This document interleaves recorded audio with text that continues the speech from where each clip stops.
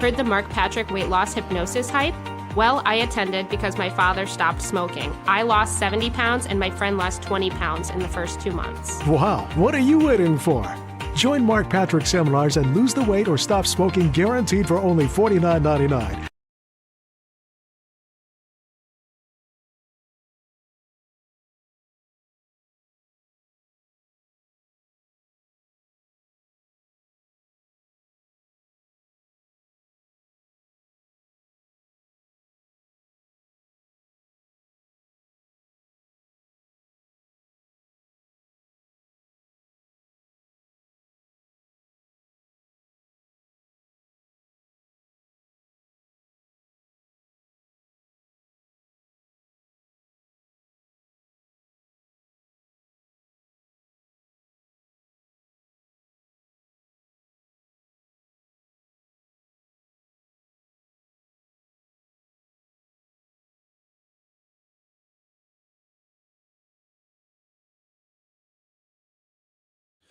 It is 10 o'clock. Good morning from the 104.5 The Zone studios. I'm Lucas Panzica. In NFL news, Adam Schefter reported Thursday that Chargers running back Najee Harris sustained an eye injury after a fireworks mishap during the 4th of July. Harris is expected to be ready for the upcoming season. In the NBA, the Oklahoma City Thunder have locked down their big three as now star forward Jalen Williams has agreed to a 5-year max rookie contract extension that could reach up to $287 million. The three extensions between Williams, Chet Holmgren, and Shai Gilgeous-Alexander are worth up to $822 million.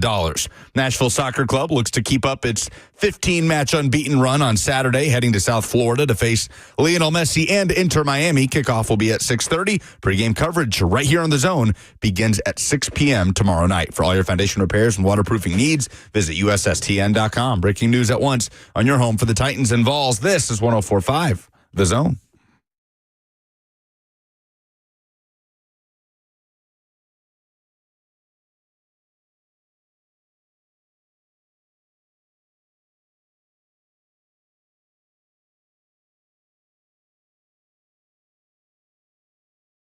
Happy Friday. You made it. Congratulations to each and every one of you. We're here with you until 1 o'clock. We got a fun show. We got Coach Matt. Chris Doring of the SEC Network is on the show. We're going to have to do double time as far as the SEC coverage goes because Lucas goes to Brazil next week and is leaving me and Robert on an island for SEC Media Days. I don't think you could punish the audience in a worse possible way. We have one big thing for every SEC team in the bank. So even though I'll be gone, I'll still be in your ears and in your hearts. Ugh, I don't like that. This is like when your mom goes out of town and your mom's like, there's spaghetti in the freezer. I have all of your meals paid. I left the instructions on a sticky note. You take the lid off and you heat it up for 30 minutes on 450 degrees. Don't screw this up. That's basically what's happening next week. So we're going to do our damnedest, but I don't know how good we'll do. 615-737-1045. You know the number. If you want to jump in at any point this morning, you can do just that. We also have the F&M Bank chat on Facebook, YouTube, Twitter, and on Twitch. Now, the three of us are conducting a social experiment for the digital-only audience today. I'm going to tell you that because we're going to reveal the results to you of this social experiment on Monday because Robert and I need something to do without Lucas. So we're telling you that on the front end. We're not going to tell you about what we did and what the results played themselves out to be until Monday's show. Robert's taking me to this WWE thing tonight, and I'm kind of nervous. Why? I have tried to do research. I have looked at the details on what to expect. I've read previews. What? You read a preview? Why did you I don't read know a how preview? to. Is it like a sporting event? Like, how do I prepare for what it is that I'm about to see? Or do I just need to rip a couple tequila shots and go into this thing? Yeah, kind of. yes. Just to go experience it. I don't like that. That's not the way that I operate. It is like male. You ever watch Passions? Do you ever have to watch any like daytime soaps with your mom or anything? I had a great aunt that was a big fan of daytime soaps, and she used to babysit. So it's like Days of Our Lives, just like our grandmas. We're going to pour some hooch in our coffee. We're going to watch our soaps, and we're going to rub our feet together and have a good time. Is that why they like their soap so much? There's booze in the coffee? Yeah, that's why they wouldn't let you have a sip of it. They think they're slick. They were like, oh, you kids can't have coffee. I see you, Aunt Margaret. You had an Aunt Margaret? Oh, yeah. I had an Aunt Agnes. Oh, Aunt Agnes is perfect. Perfect. Anyway. Agnes is good. Agnes is Just a great. blue-haired old woman. Oh, who 100%. There can't be anybody on the planet under the age of 65 named Agnes. I'm going to have to name, if I have a girl, I will have to name her Agnes. No, don't do that to Cheyenne. Don't do do that. that to that girl. She used to Agnes. Respectfully to She'd all be the all Agneses Aggie, out be there. like, oh, Aggie's here. There's nothing wrong with Agnes feels like for guys like a name like Gary. Like there's Garys of a certain age, but you don't know a baby named Gary. Or like Doyle. Oh, here's Dole. Old Dole's here. That's my grandpa. I think I was going to say Doyle. I've never heard that as a first name. Dole, Doyle, Dole. Like Maul. Interesting. Also, I like Aggie though. Aggie's cool. I kind of like that. She used to make me, I'd get off preschool and she'd have me butter beans, which are lima beans, corn, and a whole stick of butter, and then butter sandwiches. So if you're wondering why my... why you look the way that you do. Why I am the way that I am, I'm going to have one of those old lady, like, flabby arm shakes one day when I get old. And it's going to all be Aunt Aggie's fault. People are saying in the YouTube chat, like, is it Majin on YouTube? I'll be there too. It's a male soap opera with stunts. Just sit back and enjoy. People are coaching me up in the YouTube chats. All right, so if you're not going to let me read like a gamer, a pregame, preview of what to expect at WWE SmackDown, because the only thing that I know is that our boy is supposed to make a special appearance. Jelly is supposed to be out there because he's been training with WWE for a different event, not this specific event, though I'm sure it's a part of his training, or did I miss that detail? No, it's for Slam, Slam. Okay. You like that? I did that effect all by myself. I know, I watched it. It was about as high level as it sounded. You better watch out before you get Slam. You didn't even, it didn't even sound like it was moving away from your mouth that time. You Just straight into the mic. Y'all are going to have fun. Yeah, so I wish I what do could we go. need to know? What are the rules? Give me the etiquette. Like, let's get ready for this thing together because I'm nervous about it. You're going to have me on your home turf. Okay, there is no shaming other people for reacting. Why not? Because that's my favorite thing in the world. That is what we to are do. there to. We can people watch. We can laugh at the people, but I can't make fun of them. Not out loud.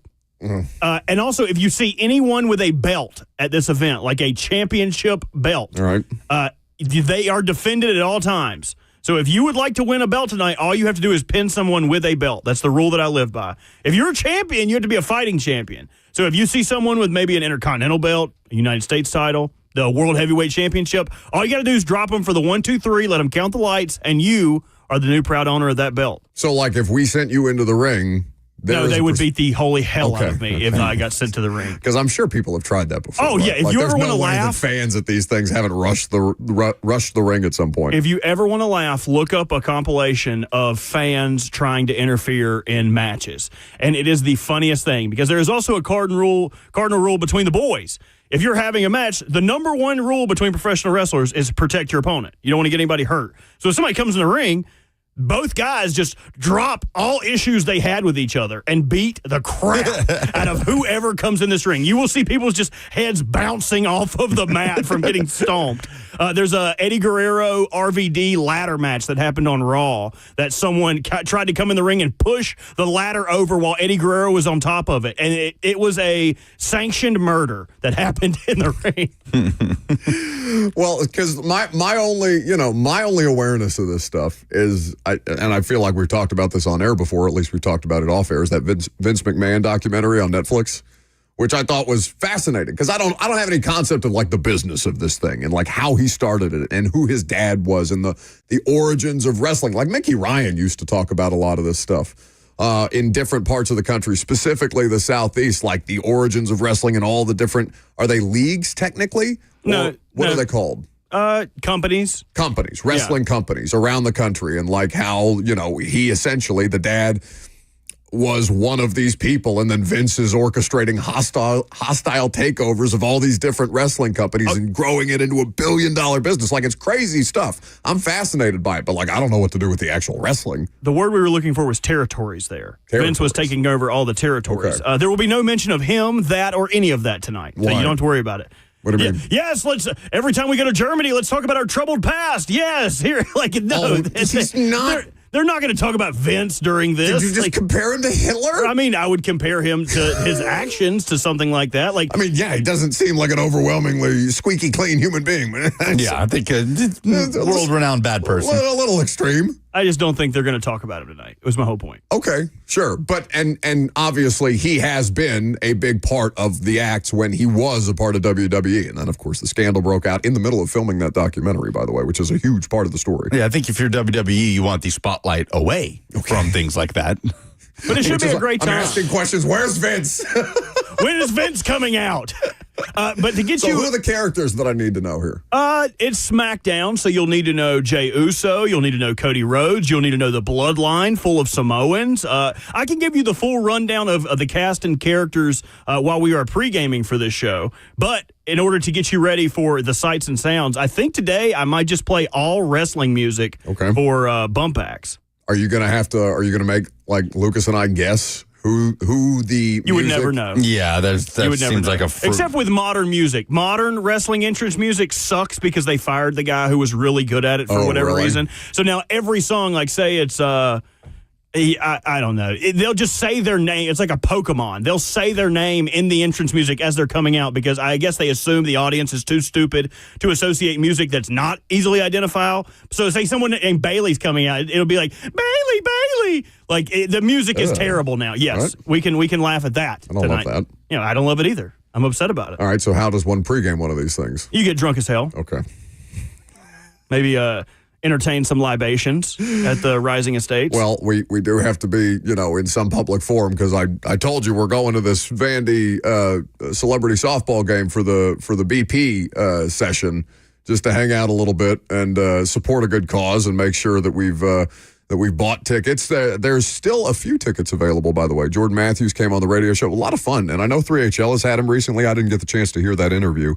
But we certainly enjoyed our time with him, and he's doing a lot of good work for Eli's House. It's the Vandy Legends Celebrity Softball game tonight at Hawkins Field. The doors open at 5 o'clock, which is going to allow Robert and I the opportunity to stop by for the BP session before this. So do we have to be there right at the start?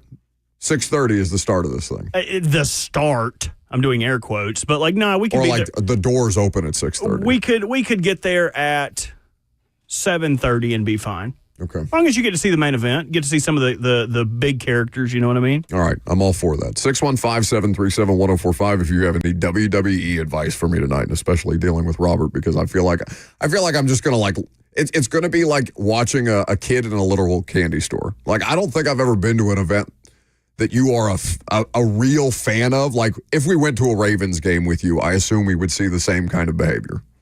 Potentially. The Ravens need me when I'm at games. So, the wrestling does not need me. They don't need my participation, even though they would probably appreciate it. The Ravens need my attention and my hollering. And my new strategy this year. I'm no longer going to and cup both hands. Okay. I'm going to clap and holler because that's double the noise. Double the noise. I've been working on this. This is what I go through in the off season. Yeah, That's what smart. does cupping the hands really do? I think it's more directional, but I'm just trying to be a wall of sound. Do you know what I mean? If that would only be an effective means of generating more noise if you were right close to somebody's head. Like if I ran up to Lucas, the side of Lucas's head, and cupped my hands and shouted in his ear, I feel like that would be more effective. But you guys agree that going cupping and hollering versus hollering, Yeah, twice as the much clapping is better. We can agree. Okay, yeah. I'm glad my efforts in the offseason haven't gone to waste. Who said sports science had to go away?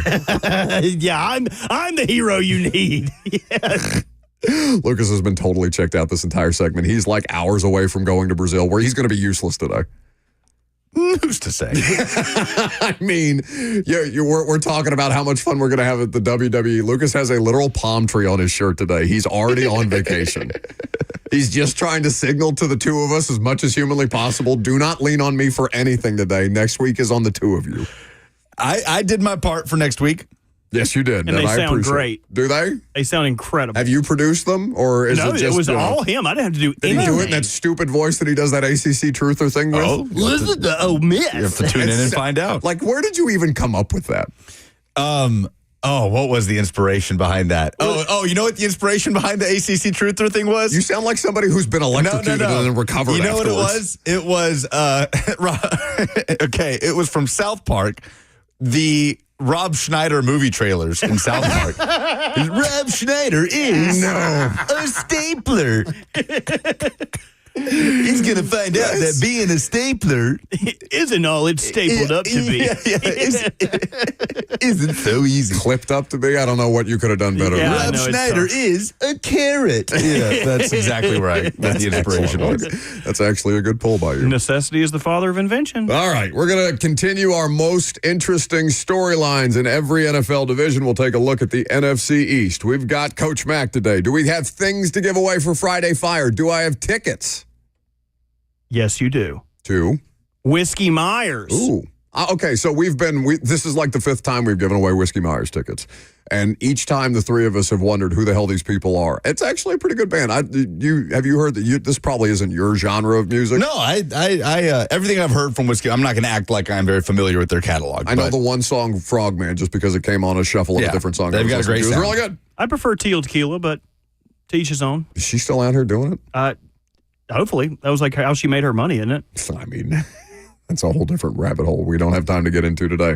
I mean, I guess we do have time. The most interesting storyline in the NFC East coming up next.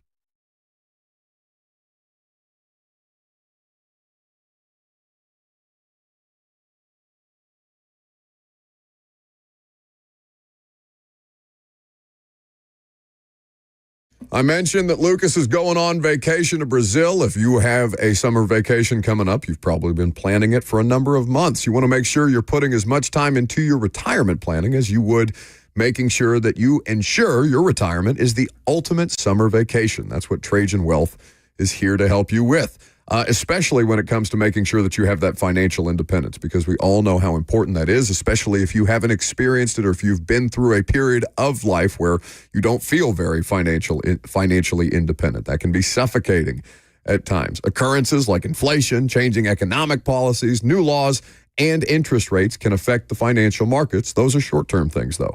It doesn't make sense to keep changing the way that you invest in response to the daily news cycle. So Trajan Wealth is there to help you review your strategy and make sure that it's right for your goals, your level of risk tolerance, and your time horizon. Trajan Wealth is literally going to hold your hand through that process because that's just what you need sometimes.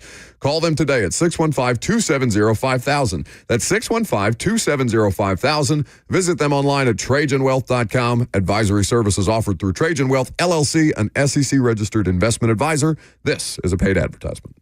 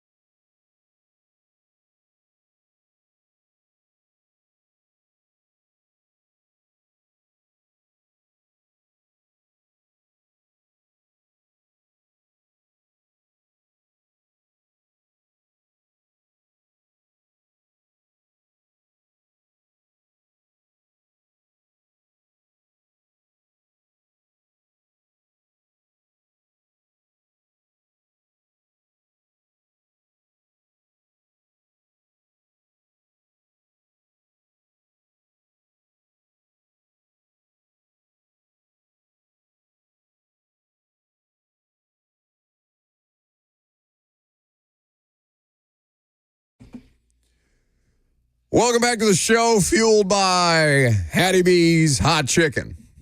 It's still Burger Week. When does Burger Week end? Does it end Saturday or does it end Friday?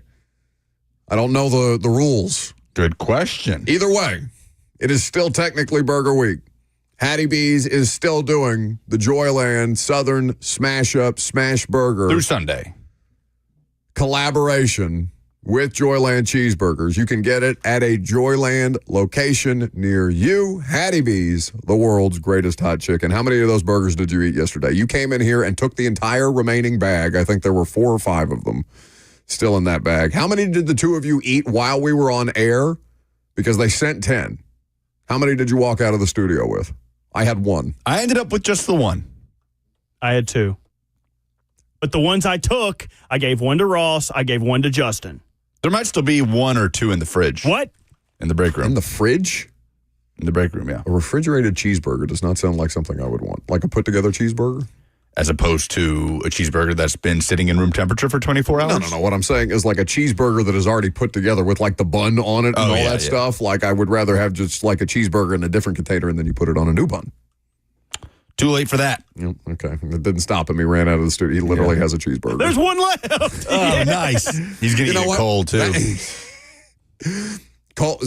Sue Ann, by the way, was offering to bring us pimento cheese sandwiches, and Robert was asking me yesterday about the rules about listeners bringing food. You didn't have to tell anybody. We would get away with it if you wouldn't have said anything. What rule? And now we don't have plausible deniability. I just assume that, somebody's scared they're going to put, We've had people bring us food before. No, Martha on game days at Nissan Stadium always brings, she brings cinnamon rolls for the rest of them, and she brings me fruit because she knows I don't want the cinnamon roll. I mean, I like cinnamon rolls, obviously, but she brings me my own thing of fruit, which is delightful, and I appreciate that.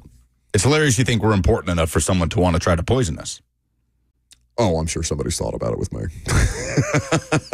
615-737-1045 is the number. The most interesting storyline in the NFC East. This was a division with a Super Bowl champion. This was a division with one of the most surprising stories in sports all of last year and 2 of the worst teams in football. Now, Dallas is in a different situation than the Giants are. What is the most interesting storyline in the NFC East this year? The most interesting storyline in the NFC East has to be year 2 of this Washington Commanders regime. NFC Championship. That is a lofty place to try and match or exceed as he tried to ascend in year 2. How much of a C.J. Stroud effect will there be on Jaden Daniels? Ironically, he's got the same left tackle that C.J. Stroud had in Houston and Laramie Tunsil. But I'd say the Commanders' offensive line situation this year is probably better than what the Texans had last year, and that greatly contributed to a sophomore slump for C.J. Stroud. But I don't know. How do defenses adjust to Jaden Daniels? Do we expect him, like if you had to put your money on it right now, would you say worse, about the same, or better, just from a pure production standpoint? Oh, worse. Yeah. Worse. I mean, it's not even like, because take the example of what you mentioned with C.J. Stroud. Did C.J. Stroud regress, or did his offensive line collapse around him and he played worse as a result? Yeah, it could be a little bit of both, but yeah, he wasn't helped. And he he had 5 interceptions in his rookie year and then 12 last year. The bar was very high. I'm talking about C.J. Stroud year over year. Yes. But I feel that was more because of the offensive line than all of a sudden C.J. Stroud is not as good of a quarterback.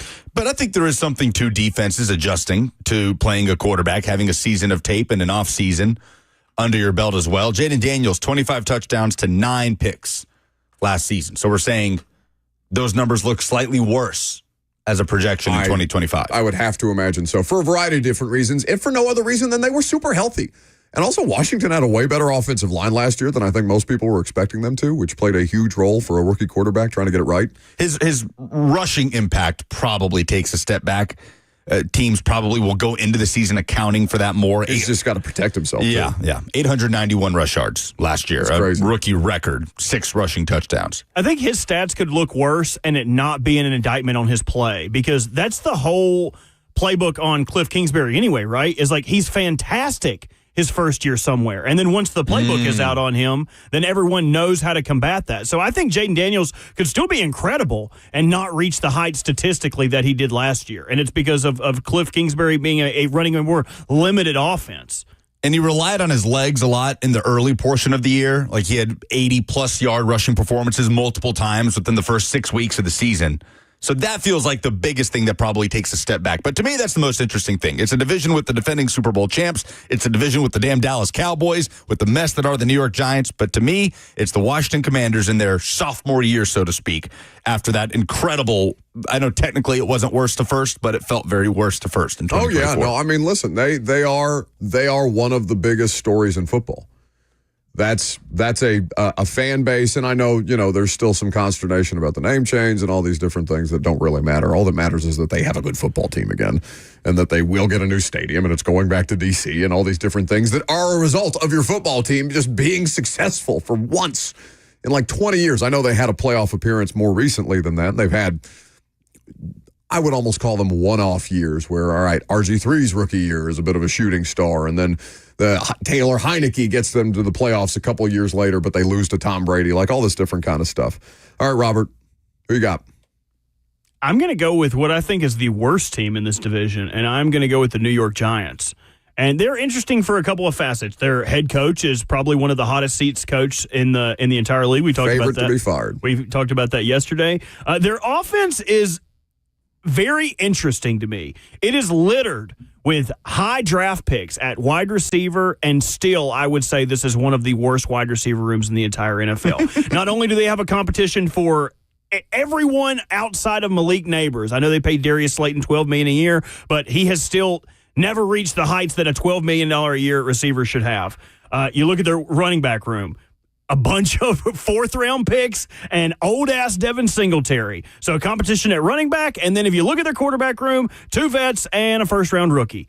I do not know whether this team is going to be bad, worse, or disgustingly ugly. But it does not seem they like could be the worst team. Those are the only options. There's no scenario. I don't even see a sliver of a chance that they are minorly good. Like, I don't see that happening. What would that be? What would be for the Giants in form of a record? If they beat the Eagles and the Commanders on the road. If they can just beat both of those teams on the road, I would go, That seems like a tall task. It is a tall task.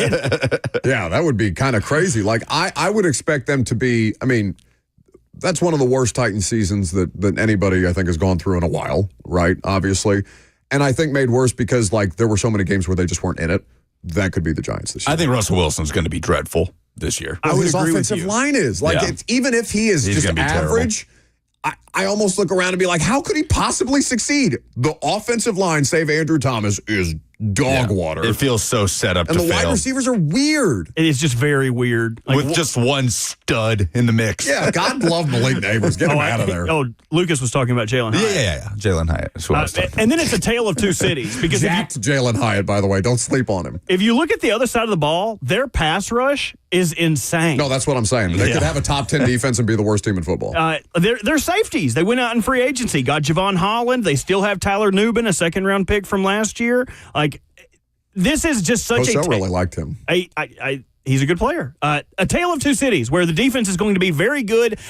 Rarely are teams like, our defense is back on the field. Yeah. Thank you. I get to watch something good finally. Giants fans, the sad ones that are still in attendance in those games, are going to be like, oh, thank God the defense is coming out. They are the most interesting team in their division for me, strictly because everyone else I feel like are going to be who we think they're going to be. The Eagles are going to be good. The Commanders are going to be competitive. Dallas is going to go 8-9. Like, I just feel like everyone already has their assigned seats at the lunch table. By the way, I don't know if you all saw this quote from Jalen Hyatt about his physical transformation.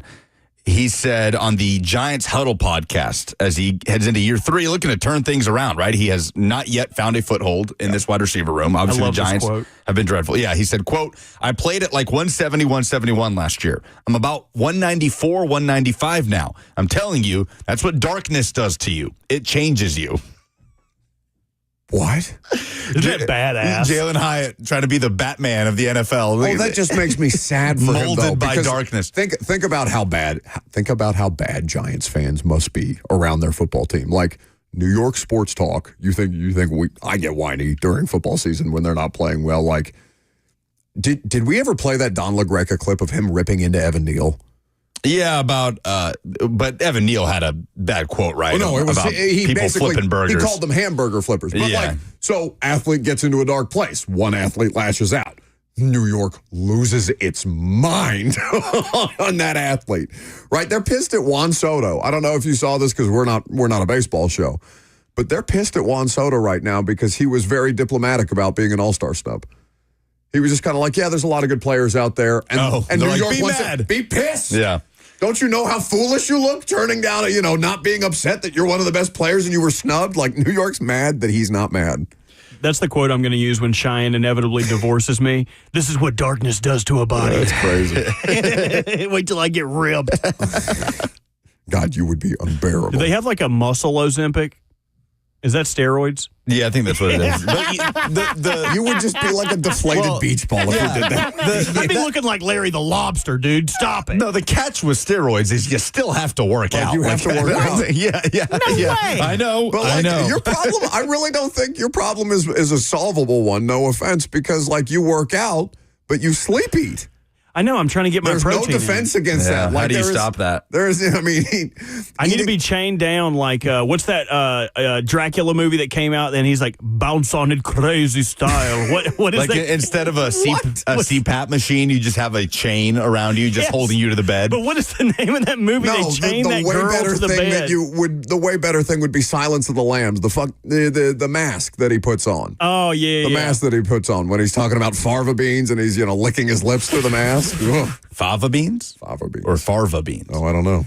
So Nosferatu. Bounce Nosferatu. on it crazy style. Have y'all not seen that movie? That's an insane thing for you to say in a vampire voice. That is not a quote from that movie. Yes, it is. He's like, in 3 days. I think it's like a parody. I Like, will it's not come like- across the ocean and kill all you love, and then you'll have to bounce on it crazy style. I think this is like an Ashton Gene T situation. No, you guys haven't seen the movie. You need No, to go we watch also it. don't trust you because you lie. And I'm very good at it. So we have been discussing this division for about 12 minutes, and the most interesting things about it are neither the defending Super Bowl champion nor the damn Dallas Cowboys. All right, I would pick the Cowboys because I think they could win the division, and here's why. I think Washington is one of the biggest regression candidates in football this year because they were incredibly healthy, and they were incredibly lucky, and they were also incredibly good. But they play in a division with a defending Super Bowl champion. That defending Super Bowl champion, though, how many players did they lose in free agency this year? Who went to the Patriots, Milton Williams, or to the Bucks, or the Cardinals to help prop up their pass rush, things like that. That was the best defense in football last year. They regenerate at an incredibly high rate. This is why Howie Roseman's the best executive in football, and I bet they still make the wild card. But I don't think tell me if you think this is ridiculous. I don't think their goal is the Super Bowl this year. I think they got their ring. They're ready to reset the board. They're going to let young players get experience, and then they're going to cycle up for the next time that they're ready to win the Super Bowl. Like that to me is what the Rams did so successfully well. They took their lumps. They won like 5 games that year, but still I think Stafford got hurt. So you can't predict health. And I don't think anything about last year with Dallas matters because Dak didn't play. They were 7-10. Like none of their statistical measurements from last season really faze me. And maybe George Pickens blows up and it goes very poorly and all of this could be nuclear and Brian Schottenheimer's a one and done. Like that Dallas has the most extremes for sure, but I think they're a good football team. And maybe they don't win a playoff game and maybe they don't actually matter in the conversation of contender. But the two at the top feel like the most likely to take a dip. One for obvious reasons, the other I think for both for obvious reasons. If Washington wins the division, I'd be surprised. Who's calling plays in Philly now? Who did they bring in to replace Kellen Moore? Oh, I can find his name, but he's someone in-house, I'm pretty sure. Okay, so Nick Sirianni is not Kevin Patullo. Yeah, he was like their quarterback's coach. He was the passing game coordinator and associate head coach. So they have continuity on the coaching staff, but yet still. Tendencies change. There is turnover there, yeah, with your offensive play caller, and that... It's kind of like, did you hear what Evan Silva said about the Lions offense? No. Where he said, thank you for paying attention to the show. By the way, no more. You mean on this show? That's right, he was here. What'd he say? Remind me. I didn't know if you meant on his podcast or what. No, I never listened to that guy. What'd he say? I'm telling you, pre-vacation Lucas is the worst. He's like, that's Just so say funny. it. What'd Send he me say? home. Yeah, you should punish me. Suspend me for a day. Send me out of here. That was so good. He just dismissed. Look, he's still looking at his phone. I know. He's been checking the weather in Brazil. I'm looking up. I'm looking up what Evan Silva said on this he's show. literally just For an shuffling hour. his thumb on his phone. He's not He doing goes, anything. did you guys know it's the dead of winter in Sao Paulo? Just tell me, damn it. Just tell me what he said. Just tell me. It's unbelievable. Well, one, he was right about Najee Harris. Nobody has it more right than the gamblers. I hadn't even heard Evan that Silva rumor. was like 5 days early on that. So yeah, he almost. when the gambler asks you, when the degenerate gambler asks you, hey, have you guys heard about this with X player? Listen to him. he had an eye injury from 4th of July, a fireworks mishap, but apparently he'll be good to go for the season. The other thing that he said, he was talking about Jameer Gibbs is going to he'll be the best running back in the league. But he said, specific to, they're losing both their coordinators. Ben Johnson had more leeway because Ben Johnson had more time in the offense. Ben Johnson was going to get more creative. He's going to throw more touchdown passes to offensive tackles to, what's that guy's name? Dan Skipper or whatever, that, got ruled ineligible all those times, and they threw him a touchdown, all these different things, right? He would get deep into his playbook. Now they're going to a guy who's probably going to keep it more bread and butter, probably just feed the guys who you know are good. Which they're also, they're not staying in-house. They brought in John Morton, who was the passing game coordinator in Denver last year. So, like, John Morton's goal is what? Get the playmakers involved. Get Jameer Gibbs the ball. Get Amon-Ra St. Brown the ball. Like, you can get more creative if you have success with the stuff we know works. So that's kind of how I'm viewing the Philadelphia Eagles. Like, they'll run plays for A.J. Brown and they'll run plays for Saquon Barkley, and they're still a good enough roster to get it done. But I bet there's just not as much creativity in it. Like, not so much he's in his bag type of stuff. Like, Sure. just do the most obvious thing. I mean, again, we're talking about this later in the show. By definition, the Super Bowl champion is the most likely regression candidate in the NFL, sure. right? And the Philadelphia Eagles are sitting there in this division. So, I don't know. I mean, usually, because it's the percentage of. Well, because by definition, teams not that winning make a the Super Bowl is technically a regression from winning the Super Bowl. So Okay, it's I understand hard you. to go back to back. No, I get your meaning, but we're not doing regression candidates. We're doing the most No. interesting. We're doing regression candidates Yes, later. but in this division, two of those primary candidates are sitting right there, like you said, the Eagles and the Commanders. yeah, because the Eagles didn't win the NFC Championship game, But Eagles they still were will in be it. the overwhelming favorite, right? I mean, I can look up the favorite in the NFC East. Be the most work he did today. 615-736. He's already got his palm tree shirt on. Look, he's there in his mind. That is what I said earlier. He's literally checked out. Just every time you do this, just take the Friday off, bud. The Eagles are minus 135. The Commanders are plus 220. The Cowboys are plus 550. And the Giants are plus 2,500. Do you think adding that? Now he's done for the show. All right, I'm out. He's like, I did my job. I helped. What do you think we're going to have a harder time with him today? Him checking the weather in Brazil or him looking at what he wants for lunch? That's tough. I've got this biscuit that Robert brought me. Yes. Good biscuit. Excellent contribution by you. I try. 615-737-1045 is the number. If you want to jump in, do you have an SEC stat of the day? Oh, now we're really closing for the rest. I do. It's a That's big the one upset. thing you won't mail in. Then we're done for the day. All right, Lucas's best effort on a Friday next.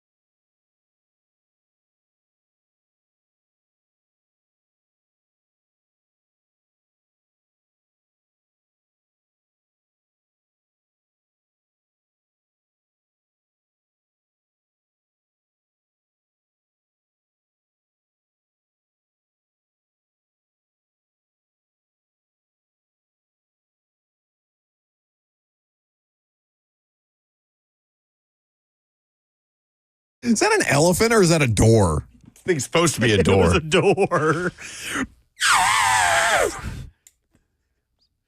No, no, slap him in the ass.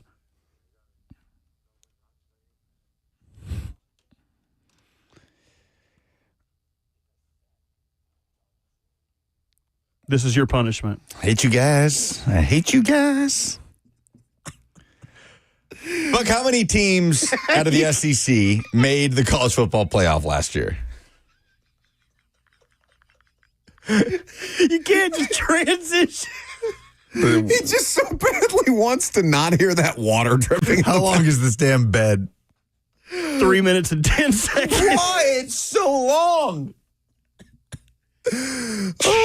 Ask me the question again. How many SEC teams made the playoff last year? How many SEC teams made the playoffs Top of last your year? head. Come on, should be easy. 4. Should be, man. No. 3. Tennessee. Okay, I was fine. That's fine. Georgia. Relax. And I'm sorry. Texas. I assume Nick Saban and Alabama got in, even though he's not coaching there anymore. Do you remember anything about last season? I don't pay attention to these things at all. I just go. You didn't remember the guest we had on yesterday? You literally didn't. Was that just yesterday? I think so. Oh, my God. You don't pay attention to these things at all, he says. Just keep going.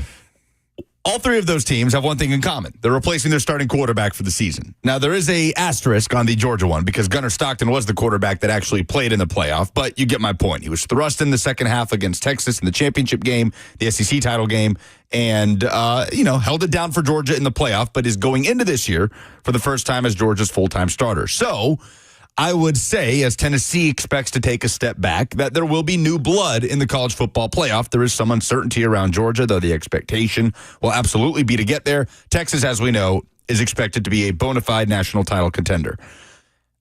How many, or who do you think? There are 3 SEC teams tied on FanDuel Sportsbook for the highest win total in 2025. Which 3 do you think those are? Texas, Georgia. 3 SEC teams tied with the same amount of win total. I can't think of the third. Who would be the third best team in the SEC this year? LSU? Alabama. Those are the 3. What do you think their win total is? 9.5? 9.5. Yeah. That is as high of a win total on FanDuel Sportsbook. How does LSU, as with a you can Heisman find. Trophy candidate, not have... 8.5 is their win total on FanDuel. I'm very Is interested. LSU's schedule worse, like, relative to those 3? Everybody's schedule's about the same as last year. Because, Oh, no, their schedule's very tough. I mean, like we've talked about the week one struggles they've had under Brian Kelly, Sure. going to Clemson in week 1. They have to go to Ole Miss. They have to go to Alabama and go to Oklahoma to finish out the year. Not the most brutal schedule in the league, but Who's Alabama's it's got its starting quarterback? challenges. Ty Simpson? Ty Simpson out of Westview High School in Martin, Tennessee. And he's played, but he's barely played. We don't know anything about Ty Simpson as That's a starting just a weird quarterback. thing. I mean, I'd Former 5-star, he's been there for a while now. I remember doing his state championship game for the TSSAA. That was 4 years ago. That was Fine. the 2021, December of 2021. It's a fine. That is not a fine. It's a fine. That is not a fine. You for sure are getting fined today, gratuitously. Today, if no other day. Tyler on the FNM Bank chat says, I think South Carolina makes it this year. Ole Miss will be a candidate for new blood in the playoff out of the SEC. Texas A&M, I think we have to talk about as a candidate to take a year 2 leap in the Mike Elko era and potentially push for a playoff spot. But the thing that I'm most interested in about next week is who gets picked to win the SEC. Is it Texas? It should be Texas. Is it Alabama? No. Is it Georgia? How could it be Alabama? In what world? Alabama. Based on what? Here's the thing, man. Alabama is loaded. Their roster is loaded. I know, but we're just assuming that they're going to be good because they've got a loaded roster? I think it's safer to assume that. Listen to what you just said. We're assuming Alabama's going to be good because they're a loaded roster. Yeah, but the people that are That's a safer responsible- assumption than the alternative. I understand that, and maybe that's a poor way to phrase it. But, Kalen DeBoer did not have a bad season last year at Alabama. Nobody thinks he's a bad coach just because, relative to Alabama's outrageous expectations, he didn't have the best year, and he had the biggest upset of the college football season against him. That's going to make things feel a little worse than they actually were, right? So I get your point. But I don't... he's a good coach. I just don't know if we can assume that they should be favored to win the SEC just because they've got the best roster or one of the best rosters in football, and a coach that hasn't proven himself at this specific level, even though I think he handled it pretty well last year. It's safer to lean into Alabama taking a step forward than a step back. And a step forward for Alabama means 10 or more wins, which means you're in the playoff, which means you're in the discussion to be in the SEC championship game by the end of the year.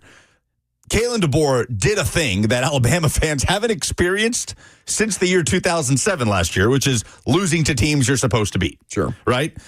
Year one for Kalen DeBoer, getting his bearings at Alabama, had the rug pulled out from under him with his offensive coordinator that he brought to Alabama, being plucked by the Seahawks and Ryan Grubb, had to hire Nick Sheridan. That didn't go well, by the way. It didn't. For Grubb, you're right. He gets fired. He is reunited with the DeBoer. Seahawks. And you're right. Right, for Grubb or the Seahawks, he is now Alabama's offensive coordinator as originally intended. Nick Sheridan was the guy who came in as that stopgap, former Indiana staffer, former Tennessee staffer. He was hamstrung, was held back a little bit by the quarterback position in Jalen Milroe. Like, there are a lot of factors. And in the end, a 9-3 season in year one of Kalen DeBoer, the standard he walked into was obviously so much better than what Nick Saban walked into at Alabama. Nick Saban won 6 games in his first season at Alabama, went 6-7 in the 2007 season, and then quickly got it rolling. Kalen DeBoer walked into a better situation, went 9-3. I expect him to quickly get it rolling. No, it's not going to be the same championship standard year in and year out that Nick Saban had. Nobody. We probably will never see that again in our lifetime.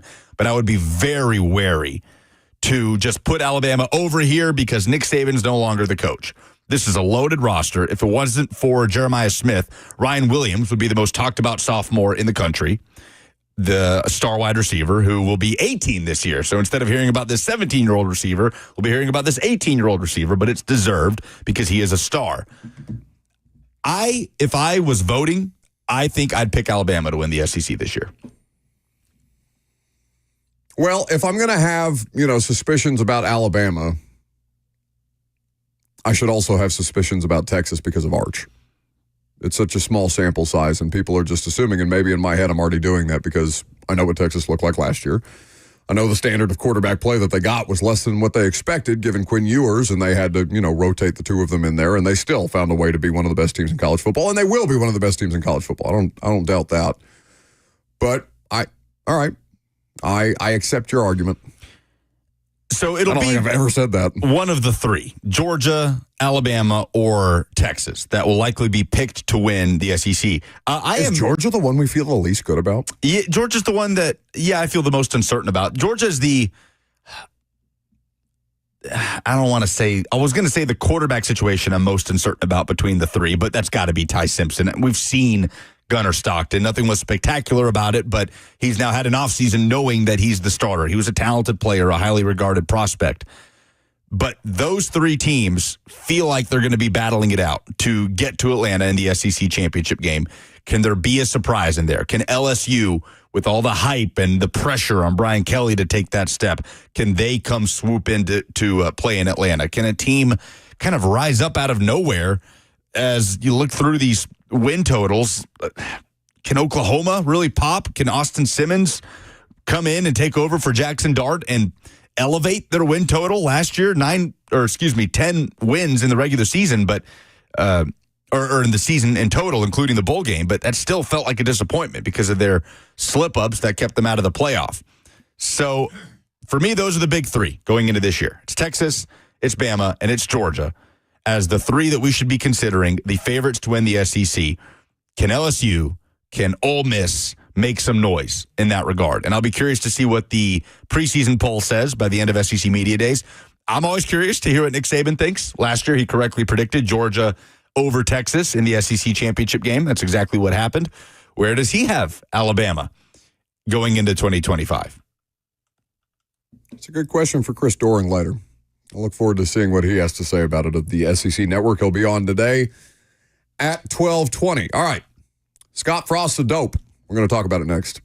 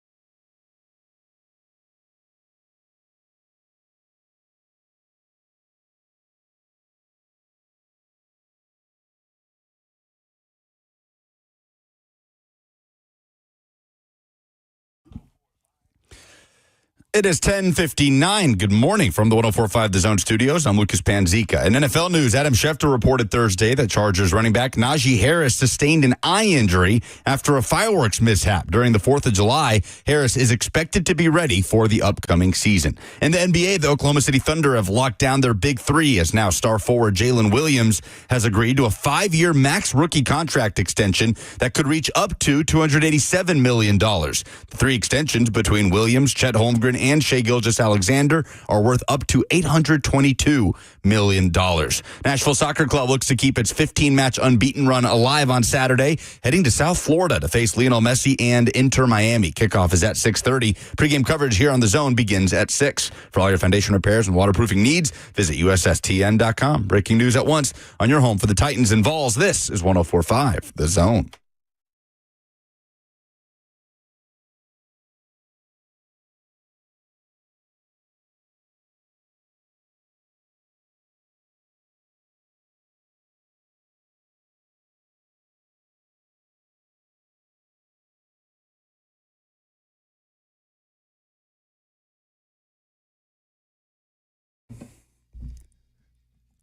It's going to sound a little hypocritical coming from one of us, given that we talk in front of microphones and we probably say things that maybe we get carried away with from time to time, mostly me, on a regular basis. But when I tell you that Scott Frost brought an unnecessary amount of attention to himself based on some dopey comments made in front of a microphone at Big 12 Media Days, this is probably one of the most extreme examples we've seen in sports for quite some time. Welcome back to the show. We're happy to have you, Robert, Lucas, and me, with you until 1 o'clock. We got Coach Mack this hour. We got Friday Fire, Whiskey Myers tickets for you to win at the bottom of the hour. Chris Doring of the SEC Network will join us at 12:20 today.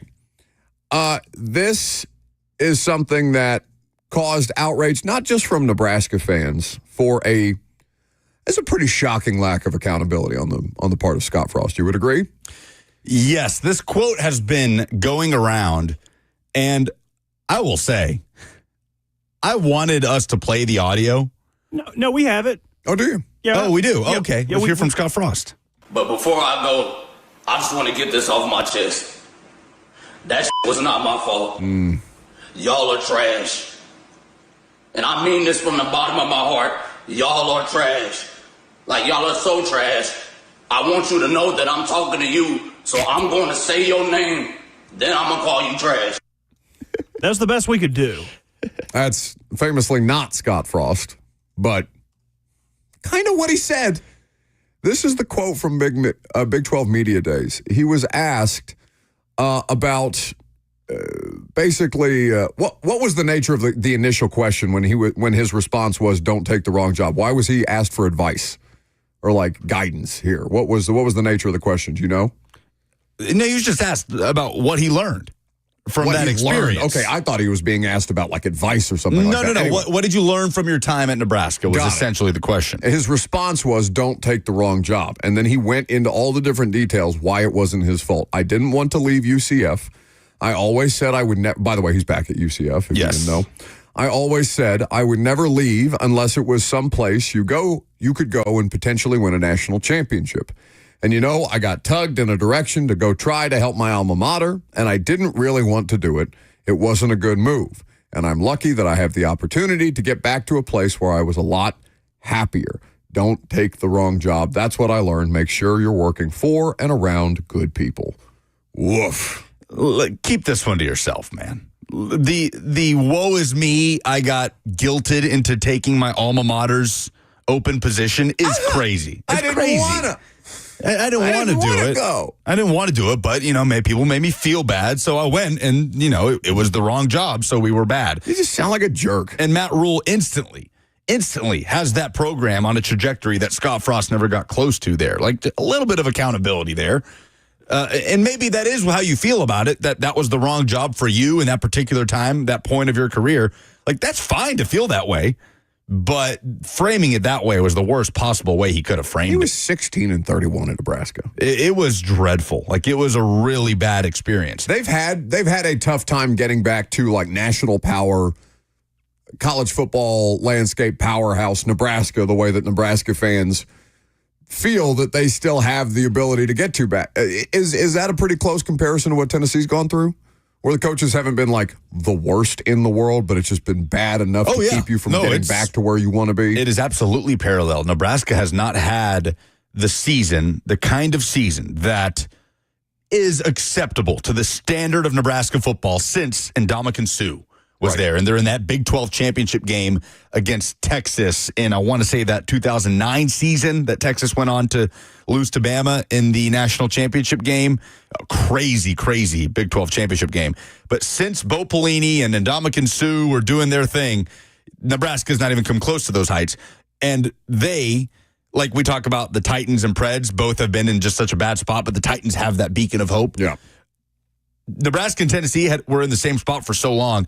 Nebraska didn't really have that beacon of hope. That Tennessee felt so much more fixable because the reasons that made Nebraska so good for so many years are kind of out the window now, right? Where for so long, they were one of the few programs on TV. They could get recruits from all over the country. They're kind of just stranded out there in the Midwest. It's very hard. It's much harder to turn around a Nebraska program in 2025 than a Tennessee program in this day and age. Tennessee just needed a slightly competent mind. They impressively continued to roll out the most incompetent head coaching candidates that you have seen in quite some time in the SEC, one after the other. Whereas for Nebraska, it's a much taller mountain to climb. And Matt Rule, that's what he does. Like, he turns programs around. Oh my God, that have been in the depths. Him at Temple was so impressive. And honestly, Baylor, what he did at Baylor in the wake of all that was insane. Yeah. It's one of the most impressive coaching jobs and like program building jobs. It was truly incredible. Gets thrown around too much. That was incredible. 5 years at Nebraska for Scott Frost. Not once did he win 6 games. Matt Rule in year 1, bowl game. And they're looking to expand on that in year 2 with a talented quarterback. Do you remember what their record was in one-score games under Scott Frost?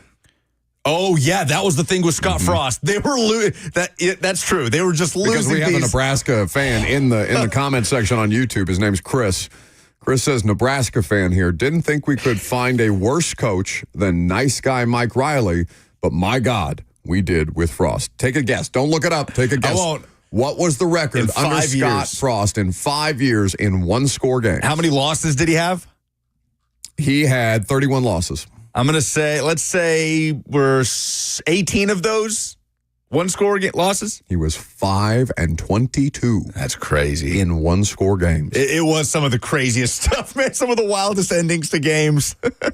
Adrian Martinez, wasn't a bad quarterback. Like an overtime loss to Georgia State that finally got him fired. It was like a shootout. That's right. Georgia State just stays out here just upsetting people. Beat Tennessee a while back. They beat Vandy last year. Oh, who's the program that lives for those kind of upsets? Who upset Michigan a couple of years ago? That's the big example. App State. Yeah. They're like the modern day App State, Georgia State. And App State was an FCS program at that time. Yeah. They're a legitimate program now. Yeah, Mike Riley was kind of the Nebraska version of Butch, not with the personality and off-field stuff, but results. There was a significant 6 to 9 win ceiling there, which you would take after the Scott Frost era. And ironically, Nebraska lost to Butch Jones in the Music City Bowl here in 2016. In that game at Nissan Stadium. But, yeah, this tone deaf from Scott Frost. And listen, he was great at UCF. They were the number 6 team in the country. Wasn't that the whole thing with UCF was the program that was talking about why aren't we being considered for a higher ranking in the college football playoff stuff at the time, if I remember correctly. Was that... Weren't they like the fake national champions? Oh, yeah. They were undefeated. They were undefeated. So they beat Auburn in the Peach Bowl and declared themselves national champs because they were the only undefeated team. Right. Okay. That's Danny White's doing, by the way, the AD at UCF at the time. Smart marketing play. It was very annoying after a while, though. But either way, they were good. They were legit. So if he comes back and he's great at UCF, and I mean, maybe he's just bitter about the way that things went at Nebraska, and he'll always have the regret of I went back to my alma mater for a lot of money. Yeah. Okay, let's not act like they were pulling teeth to get him back there. They paid him well, and they paid him well to go away, by the way. That buyout was huge at the time. Scott Frost, I just don't get as somebody who is prone to bitterness and a lack of sportsmanship anyway, being this publicly bitter, who wins when you do that? Do you think you're getting, why are you trying to start an issue with Nebraska? Even if you didn't get along, what was the name of that athletic director he didn't get along with? At Nebraska? Yeah, there was. I don't I remember remember there being a lot of reporting at the time about them clearly not seeing eye to eye on the direction that things needed to go. Whatever it was, he failed there. Like maybe they failed him to an extent, but he failed there spectacularly. Although I will say, this quote has been out there, and the entire college football world has been talking about it. Every college football podcast and writer. Scott Frost. About this quote from Scott Frost. And we wanted to play the audio. We could not find this audio anywhere. Didn't they live stream the press conferences? I'm telling you. They were edited. Something. This audio does not exist out there. We watched both the You watched his press conference. We watched his press conference. We watched the ESPN live press conference. We watched it on YouTube. We watched it from Big 12 Media Days. You think somebody took it out of there? It's not just us. The comments are alleging, nice editing job. So, and if you go look, no one has the audio of this quote. No, because even the initial thing that stirred everybody up was a tweet. It was a Chris Vaniti tweet. Yes. Chris Vanini, who I just figured was live tweeting his press conference instead at Media of like Days. taking a video and then tweeting it afterwards. And I know at SEC Media Days, like you have the main podium, and then coaches and players go into these little side rooms, and they continue these smaller podiums with different sections of media, and they continue to talk on a microphone, and then they'll get pulled over into media scrums and do local stuff. They'll have, people like me when we were in Nashville running around with an iPhone, like, Joe Milton, please answer a couple questions. So that was so sad to watch. He had the time of his life, though. Who knows? Time of his life. How long has it been since you guys thought about that? What? Is that a reference to Sergio, was it Dip? Something Dip. Sergio Dip? Sergio, I can't remember. He was the halftime reporter ESPN. for Denver. He was like, No. It was for ESPN. It was ESPN's Spanish language broadcast. But the game was at Denver. The game, I think, was at Denver. Yes. And he was talking about Vance Joseph. And he was having the time of his life. That's so funny. Yeah. But if they did edit it, I'm doing my Brian Windhorst fingers here. If they did edit it, why would they do that? Whom or who does it benefit to edit those remarks out? Well, very famously, Scott Frost. Because we know you said it, Scott, and if you're trying to freeze us out, Not really it's not going to work. You need to be more like your dad, Jack, and hit the bricks, buddy. That's good stuff. But He's only laughing because he wants to get out of here. He's just trying to, he's killing time for the rest of the day. We are in his way. I appreciate you guys making it go by fast, though. But I'm telling you, this audio is just not out there. So me and Bert were like, did he say this? What is going on? By the way, in an effort to be more informed on these things, I watched Brett Yormark's press conference. That was the worst thing I've ever watched in my life. It was odd, right? Like first of all, he's reading off of a packet. He doesn't have a podium, doesn't have a teleprompter. He's holding the packet and flipping the pages as he's talking. I'm out on Brett Yormark after that one interaction with him. And every question from the media, there's like a back and forth. Oh, and is this your first media days? Where are you from? That's the first thing that I heard. Him asking Barry Trammell, Barry, didn't you ask me the first question that I got as a commissioner 3 years ago? And Barry Trammell, who's been to 1,000 of these, is just like, I have no idea what you're talking about.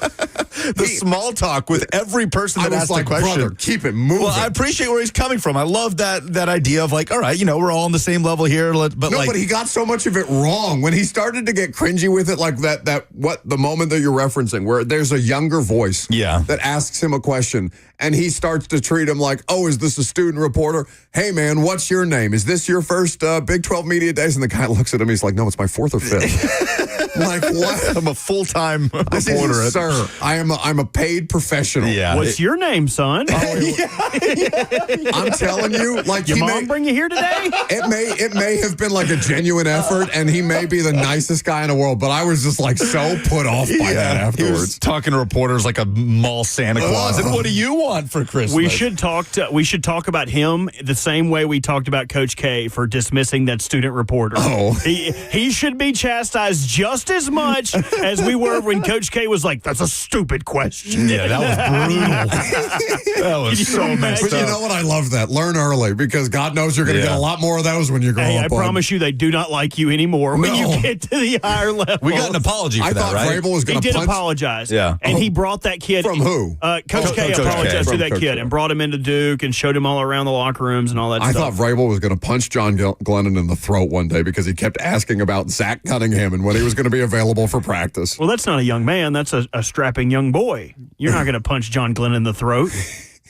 I don't know. I think Mike thought about it a couple of times. Was he more pissed about that or about the Tom Brady thing? Remember? Oh, my no. God. Was it it was? I can't remember what it was that. No, it was Jim Wyatt asking about Tom Brady during joint training camp. Yeah, but what practices. was it about Tom Brady? It was just like, what's it like to have Tom? It was very, very surface level. Like Jimmy knew that he didn't want to do it anyway, but he was good.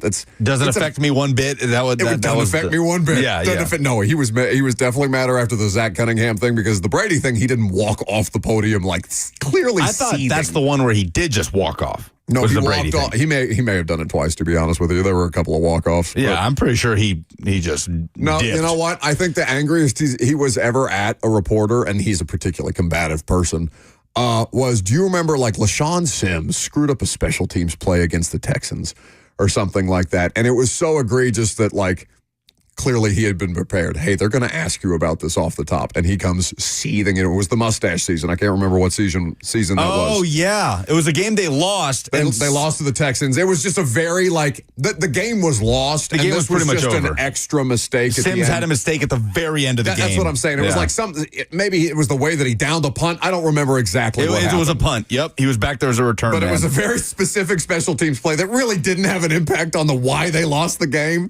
Kaharski asks him the question right away, and you can see Vrabel go immediately to 10. It's just like, I knew. Stretch told me some idiot was going to ask me about this question. It was one of the funniest things I've ever seen in my life. So you know what? Coach K bitching that kid out is that's the best thing that Coach K could have done because that's what it looks like the rest of your life, bud.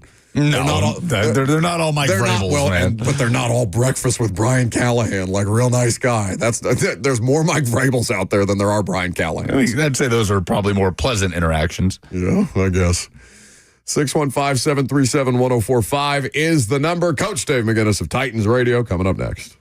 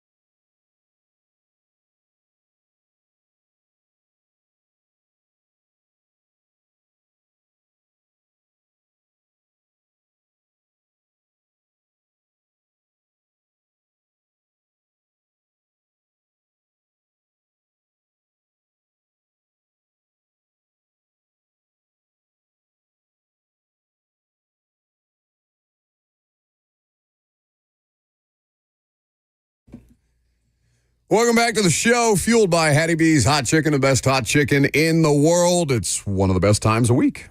Coach Dave McGinnis, Titans Radio, getting ready to give us some insights and analysis on this Friday, as is the custom. Always, his visits are presented by the South's most trusted Ford dealer. That's Two Rivers Ford. Quality American-made Ford vehicles, employee pricing for everyone. Two Rivers Ford has it covered. Coach Mack joins us now on 104.5 The Zone. Mack, happy Friday. How we living? But doing good, Lucas. I've already talked to Bert, so I got all three of you covered. I'm nervous, Mac, because this would delight you, I'm sure, but you understand why I would be a little uncertain. Robert is taking me to a WWE match tonight. I've never been to one. He's a diehard fan. He's been kind of like coaxing me up today or coaching me up today to make sure that I don't embarrass him in front of his people. You could never have a better guide for a WWE event than Bert. I mean, he will make sure that you fit right in. I'm sure that they will clear a path for Bert when he comes in there, and just take a seatbelt and strap in for it. Yeah, no, I'm mentally prepared. I don't know if I'm physically prepared, but we'll cross that bridge when we get to it. So, Coach, it'll probably be jammed up now. I mean, it's don't worry, you won't be the only ones there. Yeah, no doubt. Coach is actually uniquely equipped to talk about pro wrestling because if you didn't know, when Coach was with the Bears, he got to coach a player named Steve McMichael, who eventually became Mongo in WCW. And if you've ever seen Blazing Saddles, it's like, never mind that. Here comes Mongo. And he busts in through the door. Coach, I didn't know if you had any good Mongo stories for us. Do you have any good Steve McMichael stories? Yeah, well, first of all, I mean, Steve McMichael was a story unto himself. I mean, and it was we could talk the whole segment that I'm on here about Mongo, because Bing was something else. First of all, he was a really, really good football player. I mean, an excellent football player, one of the smartest defensive tackles I've ever been involved with in my life. But that persona that he had of Mongo or Ming the Merciless, whatever he decided to be, the character he decided to be, I mean, it was pretty genuine. But he was a showman. But the guy could back it up with anything that he did. When I first got there, after the year they'd won the Super Bowl, they had and Bert, you'll know this, when they had WrestleMania 2 at the Rosemont Horizon, that was one of the first ones they had. It was a simulcast with the one they had there, and I believe you check this with Rhett, but it was simulcast with there and in New York City at the same time. They had several NFL players wrestling in there. And the guys invited me down for the day before. I mean, that's when Andre the Giant and all of that group was in there. You're around that stuff. I mean, on the inside of it, it's really, really interesting. And then, but Steve McMichael, I mean, he was born to be a football player. Clearly, he's a gold jacket guy, but he was born to be a professional wrestler. When he got through, he and his first wife, Deborah, they were both they got involved in it, and then Deborah stayed involved in it. Look, McMichael had an NBC show, a television show, and one time on the show, live on air, a guy named Mark Giangreco, he and Deborah shaved the head of see how much you would have liked this, Buck, if you were the host on live TV, and they had no idea it was going to happen. Oh my God. So anyway, that sounds like Lucas and Ray. You've given them ideas. This is terrifying. See, I feel like you wouldn't look that different. I can tell you many, many stories about Ming, but after every home ball game in the old Soldier Field, because we parked underneath. I mean, before they had redone it, it was set up for 102,000 people. So the back end of it was formed off for a parking lot. We were underneath, just on dirt. But we stayed, the whole team, we'd stay there and really just tailgate underneath there until the traffic cleared out to be able to get back up to Lake Forest or wherever anybody was going. And the first thing everybody did is you got out there, then you got around, because McMichael had bought Deborah, his wife, a Rolls Royce. And so they'd put bottles of tequila on the hood of the Rolls Royce, and that's where everybody partied afterwards. Hell yeah. And McMichael and Dan Hampton were the ringmasters. Casa Dragonis, or are we not drinking that well? No, that was before Casa Dragonis. Okay. I mean, it didn't matter what it was. They had it sitting there. I love you brought up Deborah, because I remember the whole reason he ended up having his first match in WCW was because Ric Flair was, I'm doing air quotes, hitting on his wife. So he ended up wrestling Ric Flair and Arn Anderson, two-fourths, one-half of the Four Horsemen, and he needed a tag team partner. Who did he call but Kevin Green, football Hall of Famer. So you've got two football Hall of Famers in his first match on one side of the tag team. See, Buck, you are in good hands going with Bert. It's still a stretch. My well-being is at risk, but like I said, we'll have a great time and we're looking forward to it. That's such a unique experience though, Mac, and obviously, that production, to be able to get to be a part of that, and for football players to want to participate in that in the early phases and seeing what it's become now into $1 billion industry. I mean, that has to be pretty crazy to see from start to finish. No, it really is. And of course, I was ready with James Laurinaitis. Excuse me, when he was there with us at the Rams, of course, his dad, Joe Laurinaitis, was the animal in the Four Horsemen. Right. I mean, and so he was in practice. I mean, it's a whole different world. It's a completely different world. It's very, very interesting. And as I said, it's internationally popular.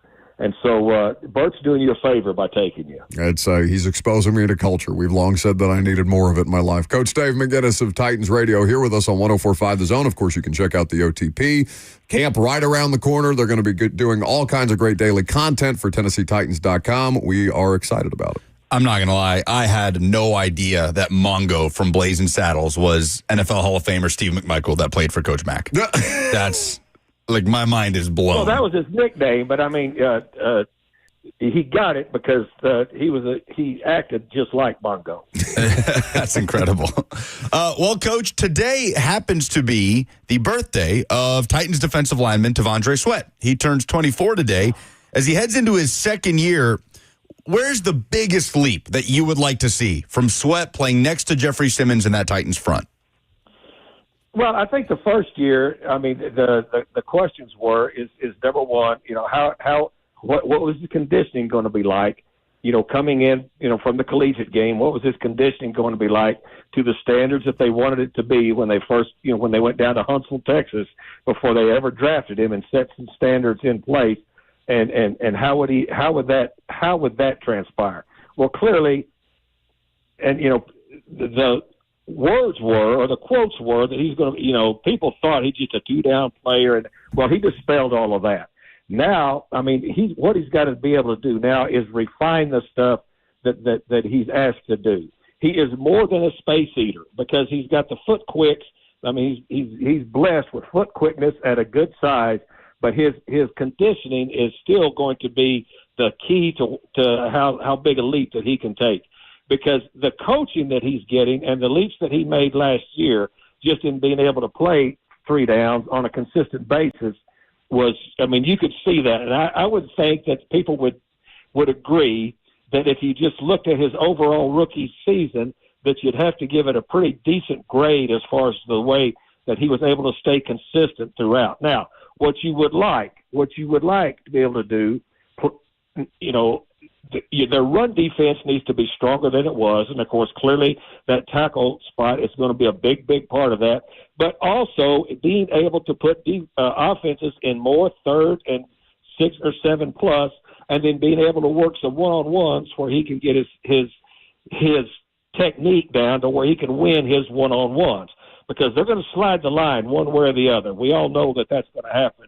So what he's got to do now is being a good run player, but also be able to take advantage of, if the slide does go to where Big Jeff is, be able to win consistently in the cylinder one-on-one.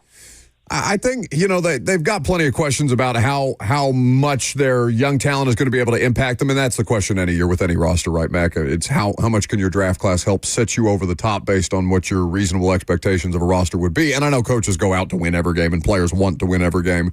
but just kind of looking at the sum of pieces and parts.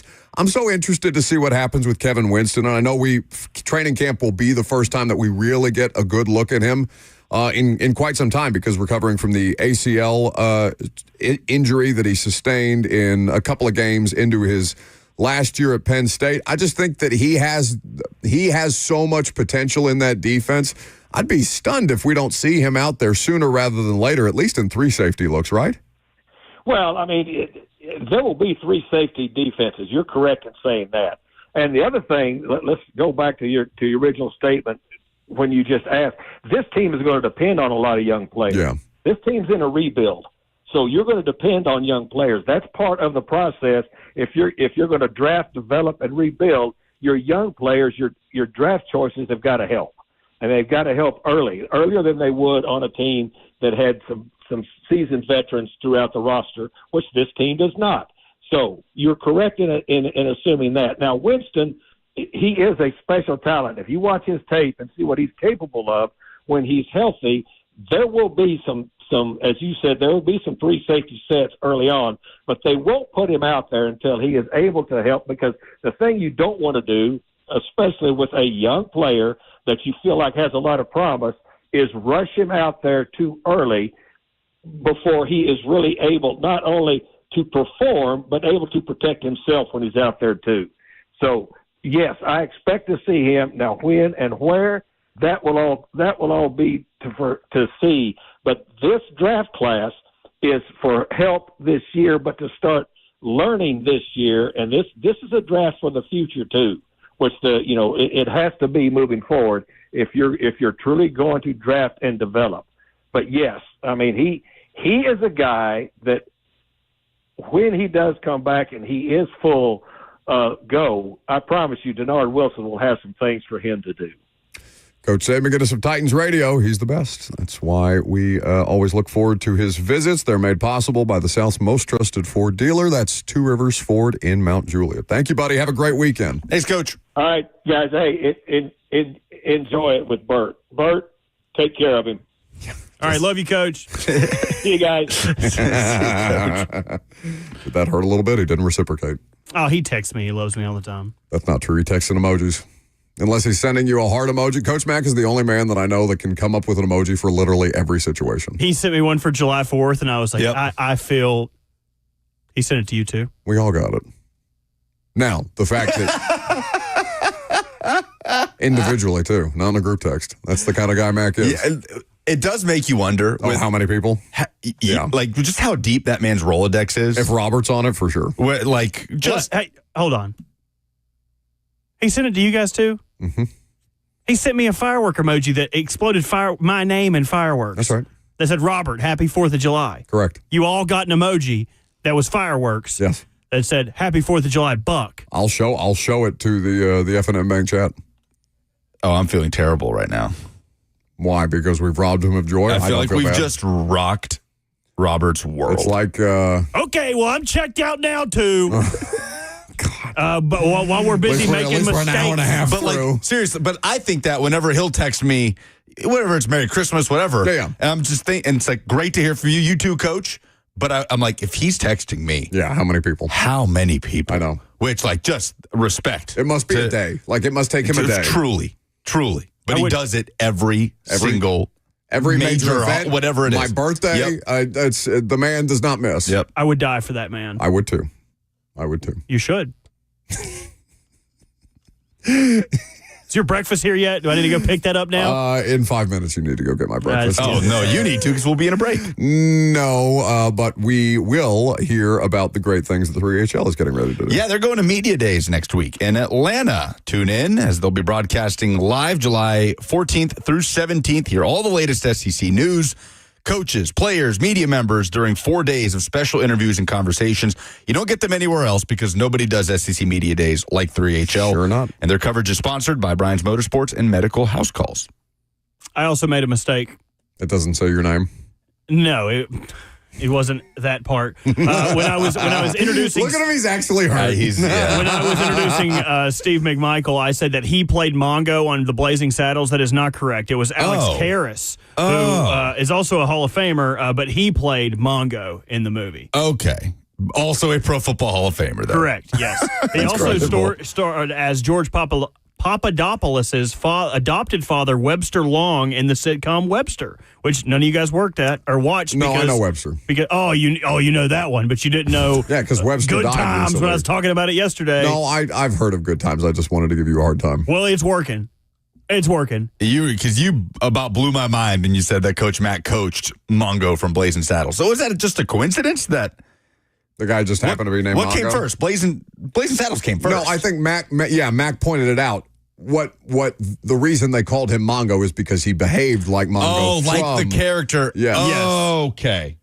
I am understanding. He's just too nice to correct you. He's also. What? What's wrong? You saying what's wrong like that is what's wrong. You know exactly what's wrong. You put me, but I don't even want to go to the show with you anymore. Go get my breakfast. Don't do it, Robert. Don't you leave that room.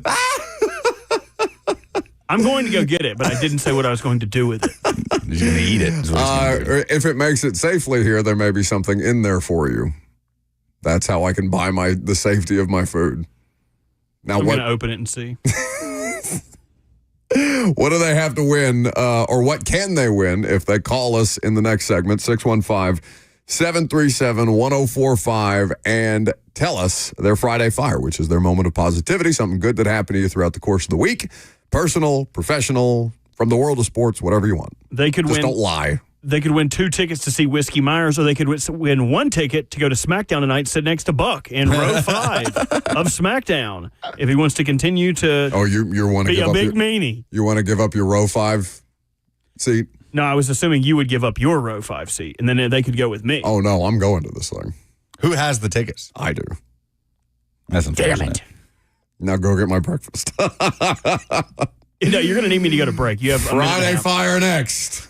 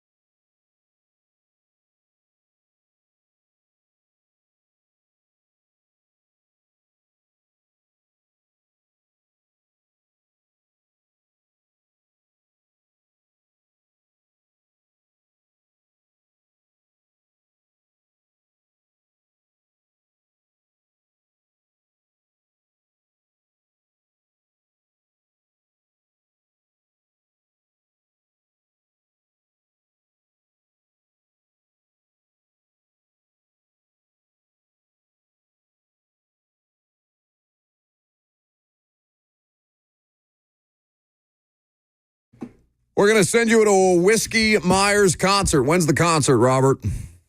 Soon. It's in this calendar year for sure. 615 July 19th. Oh, that's next weekend. Coming up. 615-737-1045 is the number at Bridgestone Arena? At Ascend Amphitheater. Ascend Amphitheater. Ooh, that'd be a fun concert to see outside in the beautiful, scenic setup that is Ascend Amphitheater. 615-737-1045. Give us your Friday Fire. What made you happy this week? It's real easy. Just anything. Anything that made you happy this week. And if it's good enough, we'll make it even better. We'll give you tickets to a concert. And we have no way to fact check you. Can you not say that? I'm So still like it just adds to the intrigue. or what, you want to guess whether they're real or fake? I think so. You want to play that No, game? I don't Somebody wanna do that. I don't Somebody wanna do call in here with somebody dying of cancer that made a full recovery. You want to call them on it? I don't want to do that. Now the phone lines are blowing up. Oh, yeah. They're yeah. like, oh, we can lie. Now that Lucas has literally greenlit them lying to us. Oh, now it's Lie Day Fire. Call us in with your Lie Day Fire. What's the best thing you could lie about? I'm so mad at you for that. I'm still pissed about that one guy that lied about his kid. What do you mean? He bended the truth a little bit, It's right? still a lie. And then he offered to name he changed the name of his son to your name, and you still shut it down. I would be more willing to let him lie to me if he did that. But he could also be lying about that. Who's to say? See, you throw it's supposed to be a good exercise. It's supposed to be something wholesome, and you ruin it. You ruin it, the two of you. Anthony Orgy. Do you know who that is? Yeah, of course I know who that is. Okay, well, I don't know. I bet there's plenty of Titans fans that don't know that Anthony Orgy is a linebacker on their roster. Not if they're Vandy fans. All right. Well, he is a former Vanderbilt player. He is also a current Tennessee Titans linebacker. He's a former UDFA of the Saints, and he's been on this roster for a period of time. He is from he's from North Texas, and he went back to Rockwell High School because he is a graduate there, and he volunteered his time as a substitute teacher during the offseason to give back to his high school and to give back to the community and to help kids throughout the course of a very, influential part of their life, to see somebody from their own hometown, from their high school, who made it at the NFL level, or is at least making it at the NFL level. And he did an appearance on Good Morning Football, I believe today, talking about just that. Well, and the Titans are happy to have you. Anthony, as we mentioned, we're going to call you Mr. A because you spend your offseason very differently, not just a little bit differently, very differently than most NFL players. For the last 2 years, you've been substitute teaching in your hometown of Rockwell, Texas. What's this experience like? Why have you chosen your downtime from one of the most grueling jobs in sports that you can play to spend your time doing that? Yeah, so I always say, I'm odd. I'm an odd person. But, for some reason, I was like, I want to substitute teach because I feel like if I just do a football camp, I can only reach the kids who come to the camp, which is mainly just male athletes, male football players. But substitute teaching, I can reach all kinds of kids. I can have impact on more kids' lives, like all the girls, the non-athletes, all that. So that's really why I substitute teaching. And obviously, just I can give back a little bit to the teachers. So if they need a day off, then they could just call me. Obviously, I'm just one person, so it's hard to help everyone. But that was my thought process in substituting. So that's lovely. Very cool. I don't know why it's weird to be just a kind and decent human being and thoughtful, but It's weird they didn't call him by his professional name, which I assume all the children call I him. think she was uncomfortable saying Mr. Orgy. Mr. Orgy. Mr. Orgy, yes, I would like to return my homework early, See, please. why are you ruining this? I'm not ruining it. I'm saying if I was a kid in that class, Yeah, you would be the worst. I would be snickering and kikiing in the back. Yeah, but I bet he is the cool. I bet 100%. I bet they're pumped when Mr. A is the sub for Mr. the day. O. It's Mr. O worse. Did you guys ever want to be a teacher? I think being No. a substitute teacher would be a lot of fun. I don't know, can't. man. Those kids are brutal. I have a hard time with normal kids. What Much age? less What kids in grade? school. What High grade school. would you want to be? I High school? I would be high school or middle school. Man, I'm Not a I chance. wouldn't go higher than elementary school. I would if I was be- doing Pay the that. teachers. They don't make enough. Do you Man, these guys not kids are remember the ruthless. male teachers you had? Everyone was scared to death of the male teachers. I was not scared of Bob Exline. X-Line? Bob Exline. That's not his name. Exline. I don't like this little sorority hangirl thing. That's you what did he. there. That's what he did. I think being a substitute Bob teacher Exline. is a cool He's the man, job. by the way. I love Bob Exline. I would be an incredible substitute teacher. He was a history I don't teacher. know, man. I remember being as ruthless in just even middle school kids like can be. I don't know. Yeah, but Kids think are about awful. Yeah. first. I want thi- nothing to do with children. All right. Well, we know that, but you don't have to keep reminding people. I just think they're hateful little creatures. Everybody had. Did y'all ever have like a former athlete as a coach or as a teacher? Yes. Teacher? Whether it was in my high school, one of our health teachers was Andrew Zhao, who was a really good quarterback at Alabama in the late 90s, won an No, SEC not anywhere championship. cool. No. Everyone at our school played at like Like, I thought you were Mars talking Hill about, like- or like somewhere okay. crappy. Like Franklin College, Oh. D3 College or something like that. We had a really good long snapper who played at Wake and hurt his knee, who was a gym coach, but he was never anything good. He was a long snapper. All right, now go get my breakfast. Well, it's here. CJ brought it up. But since CJ brought it up, he gets to hang out with you guys for the rest of the show. And eat it. He gets to eat it. No. CJ, would you like to say anything to Buck? Them's the rules. What's up, man? What's your Friday fire? Who wants to go? You want to go, Lucas, or you want me to go? I'll go. Okay, good. Front Office Sports has announced or has reported that Callaway has announced that they are releasing limited edition Happy Gilmore hockey stick putters and tube sock club covers Love that say that. Happy. This thing looks legit. Like it is a putter that looks like a hockey stick, of course, in anticipation of Happy Gilmore 2 coming out on Netflix July 25th. Are y'all going to be there front and center the second that hits Netflix? Because I am all in. July 24th. What, do you want to have a show viewing party? Well, no, I'm just saying. Like Or you don't want to hang out with us more than you want to leave us to go to Brazil? I wouldn't say that. What are these messages that he's trying to not so subtly I send us? don't want to hang out with you. I'm simply saying I'm going to be there to watch Happy Gilmore 2 the moment it comes out. Are y'all as hyped for Happy Gilmore 2? Even though I know I'm so jaded with these things. I understand, but like that's the beauty of these kind of movies. Like I know it's going to be just a bunch of gratuitous nods to the first one, but it's still going to be just goofy and dumb Adam Sandler comedy, and that's what I'm signing up for. Whereas Gladiator 2, I saw Grown Ups 2 the other day, and I was. oh, it's a good movie. Grown Ups 2 is a good movie. It is. I don't care what anybody says about the Grown Ups franchise. It's not. You don't look at it through the same lens. Like I went to Gladiator 2. It's impossible for me to not. expecting like a good movie. That's fair, and it was bad. And it was just a gratuitous nod to the first movie. The same damn plot. Yeah. But these movies, like, I know what I'm getting, and I'm just going to sit back and enjoy it. They're rolling it back with, like, the whole cast from the first Happy Gilmore. I can't wait. That's all he does. It's just all of his. It's every movie. I don't he's care. I in. respect it so much. Yes. I would do the exact same thing if I was in his position. By the way, this putter is $500, Oh, so yeah, I gotta get I will that. not be buying it. Dan Patrick as the gym coach in the in Grown Ups 2 is excellent. Him climbing the rope with the shorts that are way too revealing. I will be Top shelf watching comedy. the revival of King of the Hill in August. So, But the voice actor died, didn't he? no, the voice actor for Leanne passed Yeah. away. Oh. So they still have the rest. No, surely not. Yes, Leanne? Leanne. Yes, the one who was going to cosmetology school. I can't do thought her there was voice. one that was No, John Redcorn Yeah, died. John Redcorn and Leanne are both dead. Yeah. sad. It's unfortunate. Very sad. Something else that's dead. I don't watch much major like AA, AAA baseball, but the other night there was a tragic accident that involved a baseball and a bird. Luis Baez swings and he bounces one into center field for a base hit. Luis Baez continues to swing the bat well. And Gene, we have a down Seagull Yeah, not in good. shallow center. This is not good. Now we've talked about all the Seagulls here today.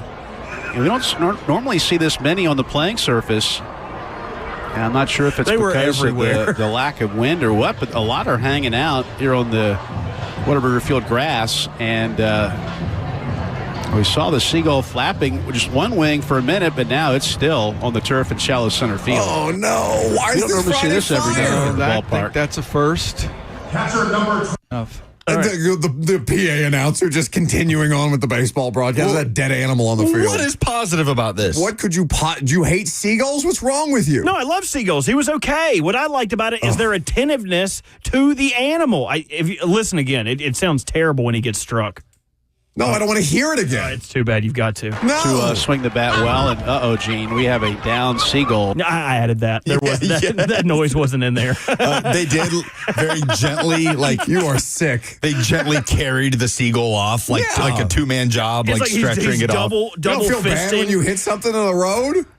I never hit anything in the road because I'm a good driver. I've been in a car with you. You are not a good driver. I have never. Neither of you are good drivers. A little doe, a little baby deer almost ran out in front of me literally yesterday, and it would have ruined my week. Oh, that's good eating though. Kind of worth it. As long as you eat it afterwards. Kind of worth it.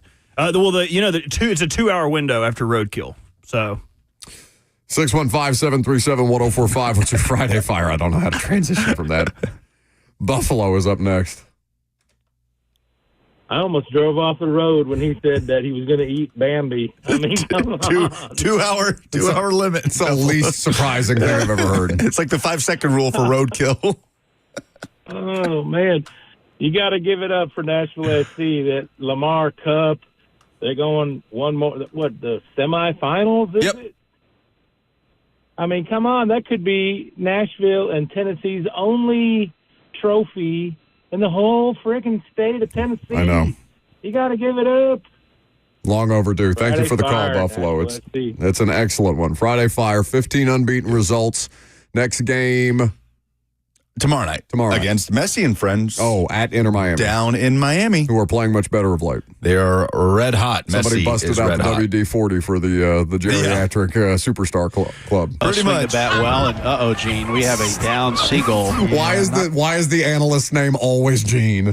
Why is it always Gene in the baseball booth? Another name.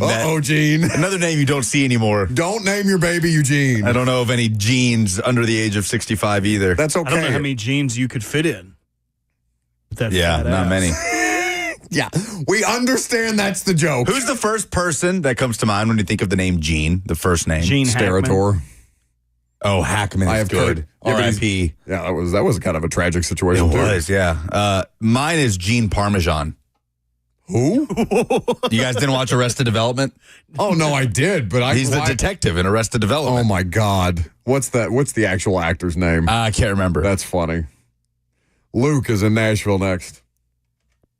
Hey, Buck. I just got in the car a few minutes ago, and I love this segment. But, I was thinking about things you probably thought about going through broadcasting school. Think about guys like Jim Nance, Al Michaels, and you probably – I just want to remind you, Jim Nance is probably listening and hearing a seagull get hit by a baseball, and this is the radio segment that you put out on the air. That's basically what we do. It is something. By the way, I didn't go to broadcasting school. Gene, we have a down seagull. Yeah. Imagine Jim Nance doing that. Gene, we have a down seagull. They don't teach you that in broadcasting school. Is that how he would whisper sweet nothings to the seagull as they were carrying it off the field? Hello, friend. Welcome to bird heaven. It is my nightmare, the idea that at some point Jim Nance could have, by accident, for just trying to find 3HL or something that he actually wants to listen to and hurt us. Yeah. You have to listen to us. Like I said, I didn't go to broadcasting school as a poli-sci major. I just kind of tripped and fell back asswards in all this. But change the channel, Jim. You don't need to hear this. Yeah, look away, Jim, please. Well, and Gene, all right, Buffalo wins the tickets. Seagull. Yeah, Nashville SC in the Open Cup semifinals. That's very good. NFL regression candidates. We'll talk about it next.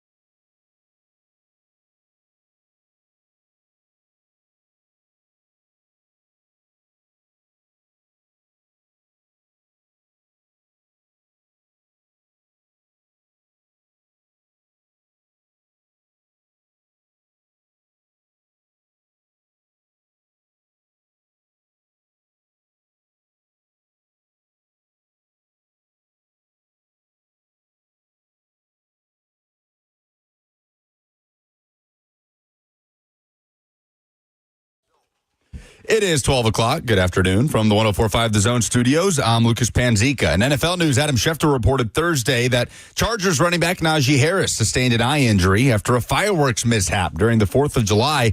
Harris is expected to be ready for the upcoming season. In the NBA, the Thunder have locked down their big three coming off of an NBA championship. Now star forward Jalen Williams has agreed to a 5-year max rookie contract extension that could reach up to $287 million. The three extensions between Williams, Chet Holmgren, and Shai Gilgeous-Alexander are worth up to $822 million. Nashville Soccer Club looks to keep its 15-match unbeaten run alive on Saturday, heading south to take on Lionel Messi and Inter Miami on the road. Kickoff is at 6:30 tomorrow. Pregame coverage right here on The Zone begins at 6. For all your foundation repairs and waterproofing needs, visit USSTN.com. Breaking news at once on your home for the Titans and Vols. This is 104.5 The Zone.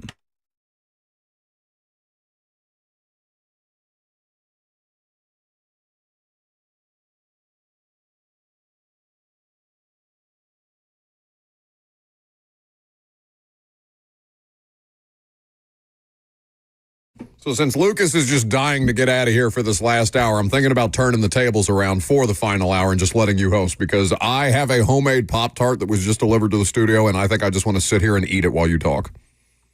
I don't want to do that. How does that feel? How does that strike you necessarily as you try to escape to Brazil? So what, is it actually... I eat the Pop-Tart. You got to have a piece of this Pop-Tart, actually. It's the size of my head, and it's delightful. Even That's a Robert, big Pop-Tart. It is... Welcome back to the show. You were saying? Hour 3. I suppose we're happy to have you. It's a Friday. We're all happy about it. Lucas is out for the next week. He's going to Brazil.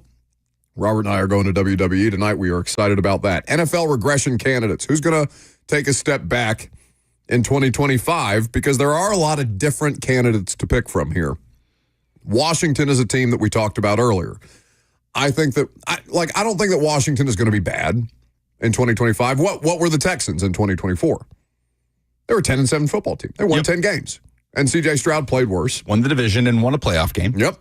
They regressed, but they won the same amount of games year over year. C.J. Stroud did not perform as well as he did in his rookie season, but his offensive line situation was worse, and they fired his OC.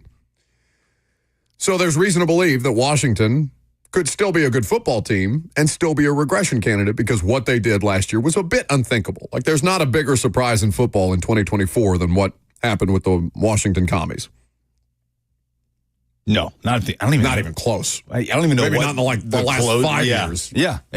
To me, it was maybe that Nick Foles Super Bowl is the last time I've been that shocked by something happening in football. Yeah, that's definitely the most shocking end result to a season. But for me, it is the best season by a rookie quarterback in NFL history. There are statistics that back that up. Yeah, he got as far as any rookie quarterback has ever gotten, and did it doing things that no rookie quarterback has ever done. For a franchise that has been dead. Yes, like, that's the thing. It wasn't just rookie quarterback. It was like rookie everything, rookie franchise, rookie owner. I understand Dan Quinn is an established head coach, but year one of the Dan Quinn era. So Cliff Kingsbury resurgent tour. Like, there's all kind of good storylines about the Washington football team. And they may still be a fun team. I fully expect them to be competitive. I fully expect them to be at least a wild card team. I bet there's a regression, though. I bet it's just tougher. Because last year it almost looked, I don't want to say it looked seamless, but Jaden Daniels is so good, and the league was not clearly ready for him to be that kind of good right out of the gate, that he made it look effortless. And that's just not the normal situation. It will skew a lot of people's opinions about what their rookie quarterbacks might be capable of. Doesn't mean that Cam Ward, for example, can't come out and look great and look the part and be the thing that you want him to be. But, like, the Jaden Daniels experience is not. C.J. Stroud is not even common. Like, Herbert and Burrow put up numbers and were statistically successful, but their teams were bad. Well, I've brought this up. I think Robert and I talked about this when you were gone at some point this summer. I have this theory that, especially when camp rolls around and preseason, let's say Cam Ward, there's reports that he's looking really good in training camp and he has a good preseason performance. There's going to be these segments, there already has been, on Good Morning Football, whatever it might be. All right, who's going to be the Commanders of 2025? And I feel like Cam Ward's Titans will be this sort of trendy pick just because he's really the only. So Kyle Brandt can be out there and be like, I told you. Right. I was the only one out here. Yeah. Because he's really the only team with the rookie quarterback that you can feasibly say that about, right? Nobody's buying the New York Giants as the Commanders of 2025. I won't be surprised if like the Titans get a little bit of that sort of love when those sort of segments roll around because of all the good stuff that's come out about Cam Ward. I have heard people showing the Titans a little more love just because they're you don't really know what to do with them, right? It's a bad division. It's a division that could have, it could have two of the best quarterbacks in football if Trevor Lawrence figures it out. But the fact that Trevor Lawrence is getting $255 million and we still don't know whether Trevor Lawrence is good. In fact, there's evidence to think the opposite of Trevor Lawrence being good. But it could take the level of competitiveness for the division up significantly. You mentioned the Eagles, and the most obvious regression is because they won the Super Bowl last year. So it is very easy to imagine that it would be difficult, incredibly difficult, in fact, not likely, for the Eagles to win the Super Bowl again.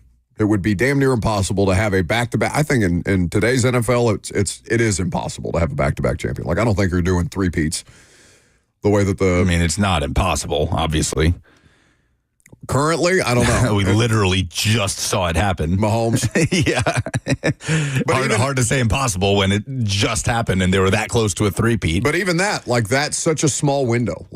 And they had the best quarterback arguably ever that was required to do it. I just don't think that that's going to come around every couple of years for teams. Now, things could happen, but I am looking at regression candidates, and I think that the Washington Commanders are the most likely. I think the Lions, it would be only natural to lose both coordinators and take a significant step back. Yeah, from 15 wins in the regular season. For sure. Now, the bar is high here, but Minnesota and Detroit both could and probably will look very different in 2025. Have we done our NFC North preview? Yes. We have? We have. Okay. Don't ask us that. Yeah. We'll do the NFC West twice. We'll just repeat it. Yeah. The J.J. McCarthy question in Minnesota has to be one of the most fascinating, just like hinge points of the NFL season. Will J.J. McCarthy be good? And the Vikings continue to elevate.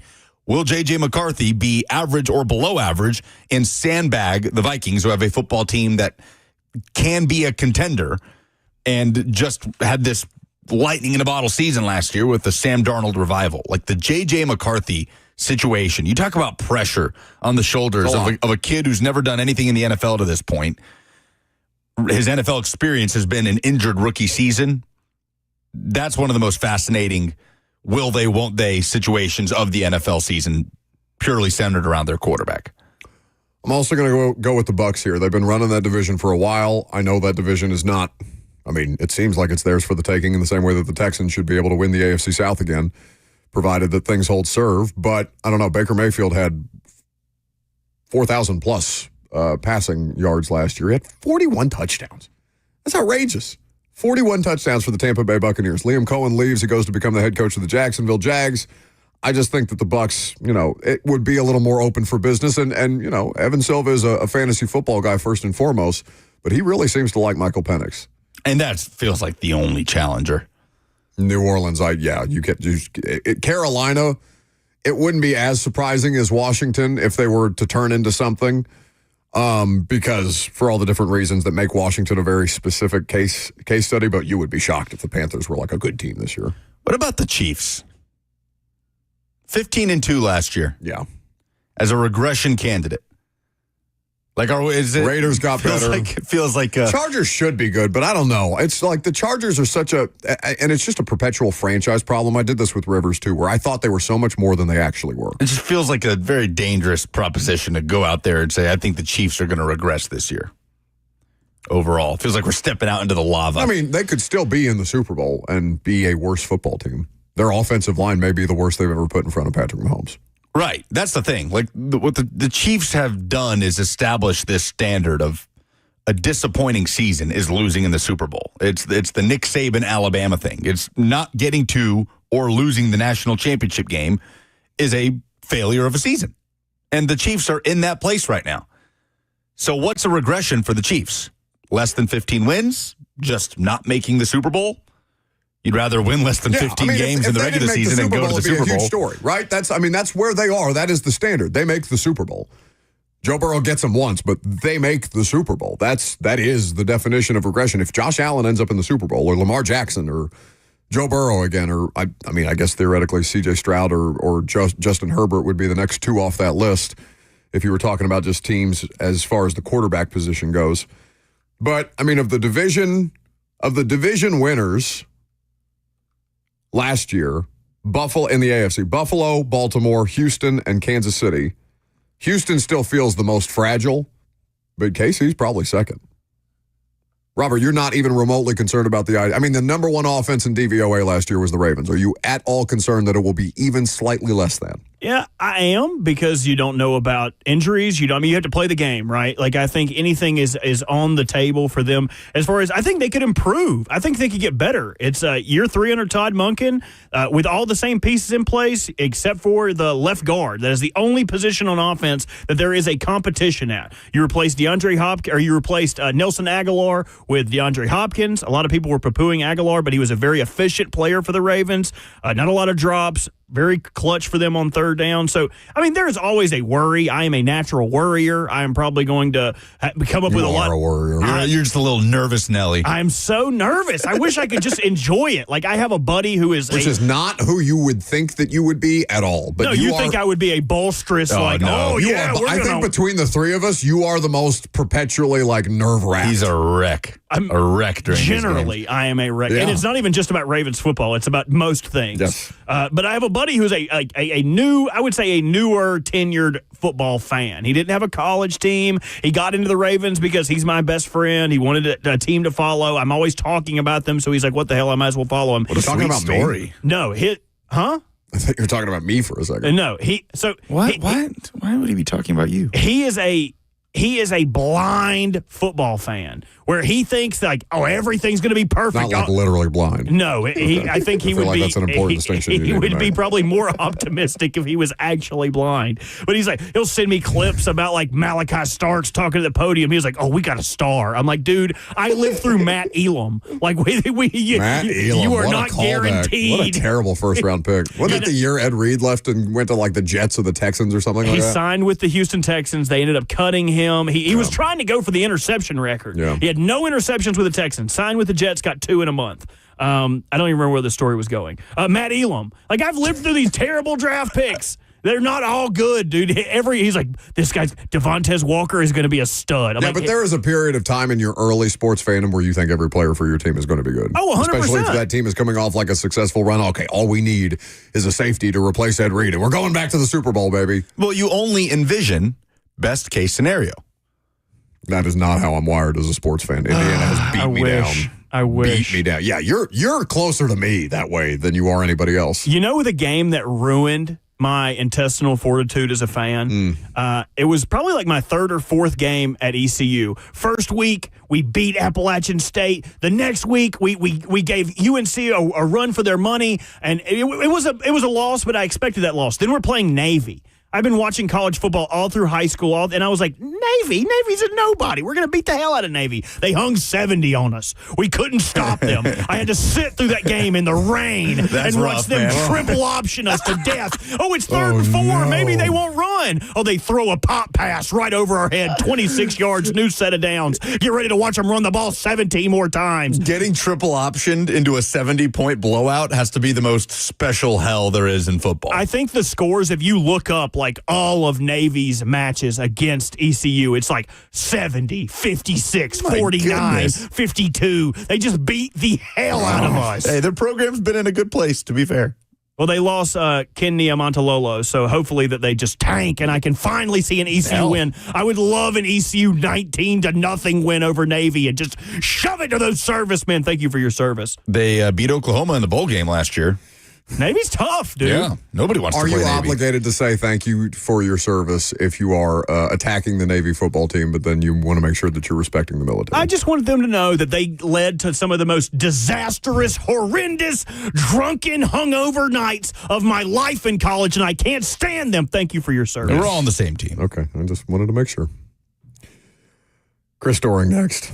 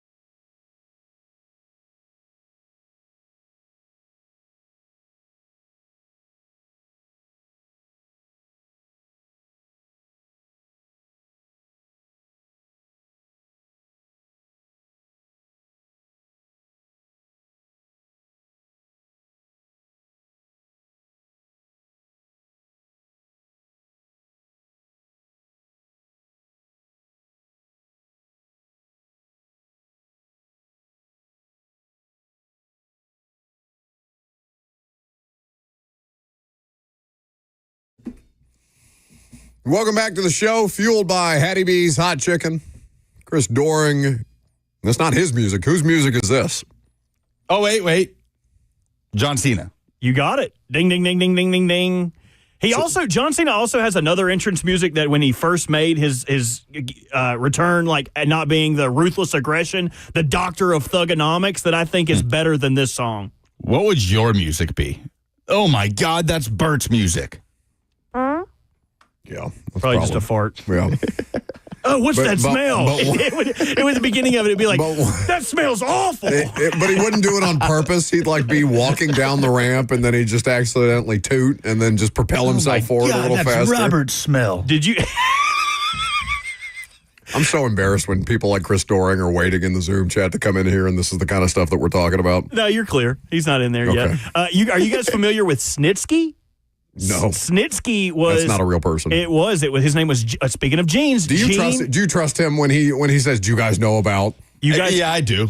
You can look it up. There are so many examples of him leading us down the wrong way. We were talking about jeans earlier. His name is Gene Snitsky. Okay. And when he first came in, he's just this very large, bearded, muscular man. And Kane had a baby with Lita. And Snitsky stole that baby and punted it into the crowd. And he was like, "It's not my fault." So that made that his whole music. So before he would come out, he'd be like, "It's not my fault." I assume this was like one of those like baby doll things that they send you home with to make sure that you don't participate in premarital sex. Yes. In like grade school, high school. When did they do that? I feel like. I got to school. find his music now so you can hear it. Tyler says, out of all the songs you didn't know John Cena's, like you don't have to know wrestling to know that one. I mean, how the hell would I know what John Cena's music is if I don't know anything about wrestling? I only know that one.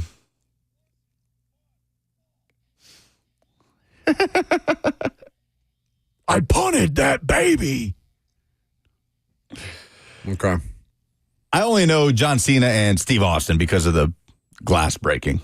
Those are the only two that I can. No, that's not true. You probably knew Batista's that I played. I walk alone. No, I didn't inside this pit of danger. You overestimate my wrestling I swallow knowledge. down 1,000 years of anger. He's going to be awful tonight. What are you talking about? You're going to be singing along to all this stuff. What's amusing to me is like you are like worried about him embarrassing you. No, I'm not worried about him embarrassing. As though he's the one that's going to be out of his element. You're the one that's out of your element. I'm not worried you might about embarrass him. I'm not worried about Robert embarrassing me because the only place that I worry about Robert embarrassing me is in an Uber because I don't want him to mess with my rating. That's happening tonight too.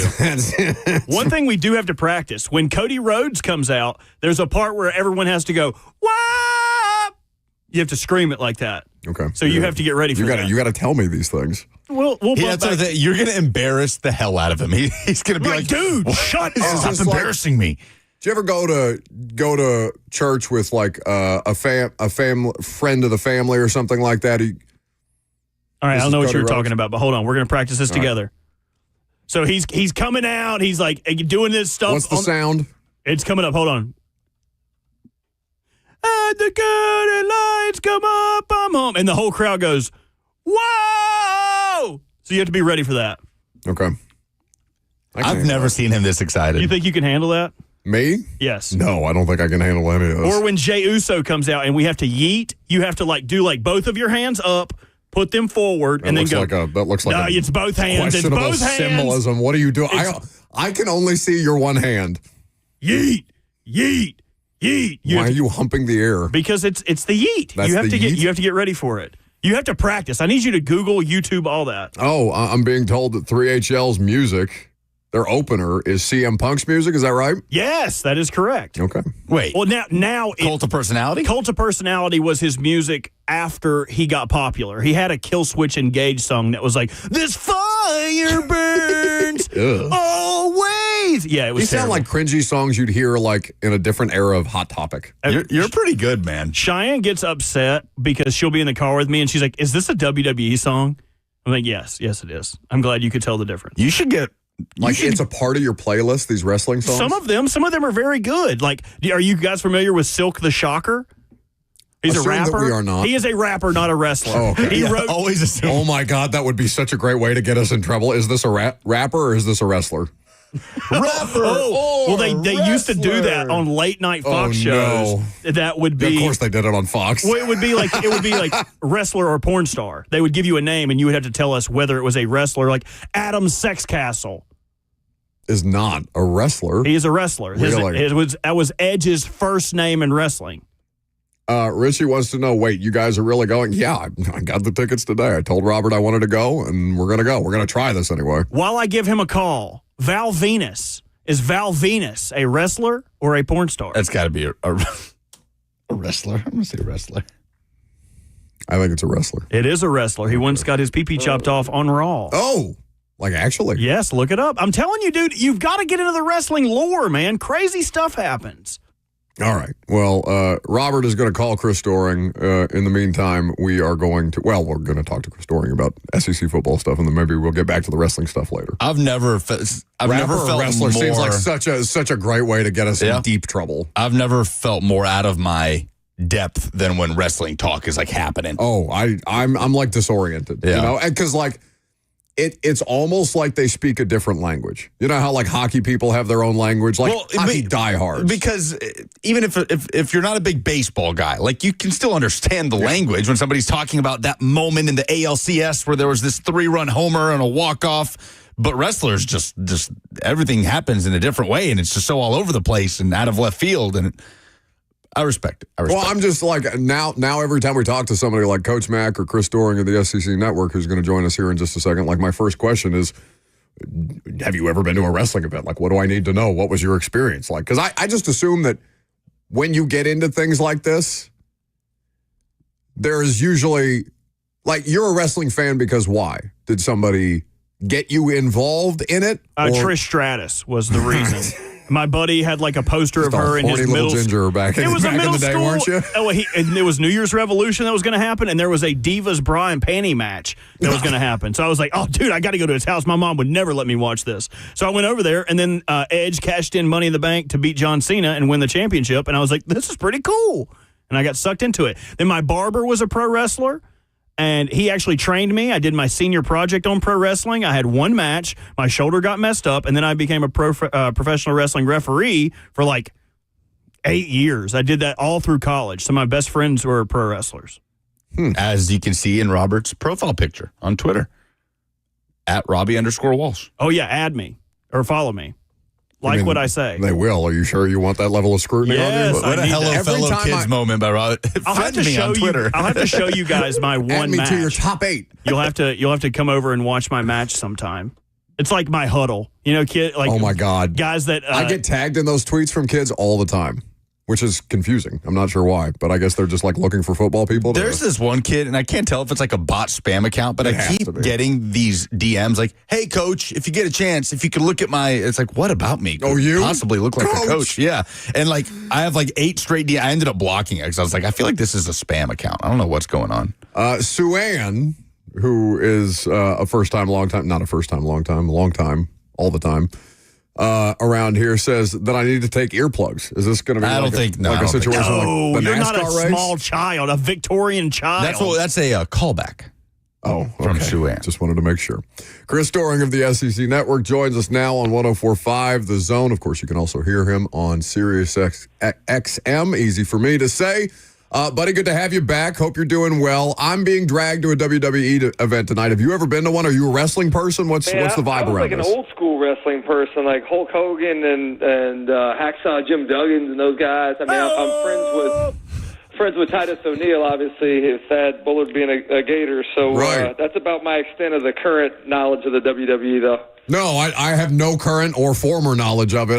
Robert Walsh, our EP around here, is a diehard. It's coming to Bridgestone Arena. I know you've been on Lower Broad before, so it's going to be a party no matter what's going on. That's the most important thing. Like, I would go to do 2 things. 1, to party, and 2, to people watch, because I think wrestling fans are a unique kind of culture. So I would go just to check that out, too. Do people show up to wrestling events like football fans show up in the jerseys of their favorite players? Do people show up dressed as their favorite wrestlers? I hope they don't show up with the guys with the Speedos. I mean, that would be like, those guys, it's hard enough to look at wrestling that are in shape. Like some fat-ass, country person in a Speedo would be tough. Yeah, but again, Chris, you've been on Broadway. Those people are down there anyway. It's there's no wrestling events involved with that. It's just, it's an average Tuesday night. Chris Doring, always good to make some time for us. So Lucas was making the case for Alabama he likes Alabama to win the SEC this year, and I kind of balked at it a little bit, but I guess I shouldn't be, Chris. What's the best case for them as a legitimate SEC title contender?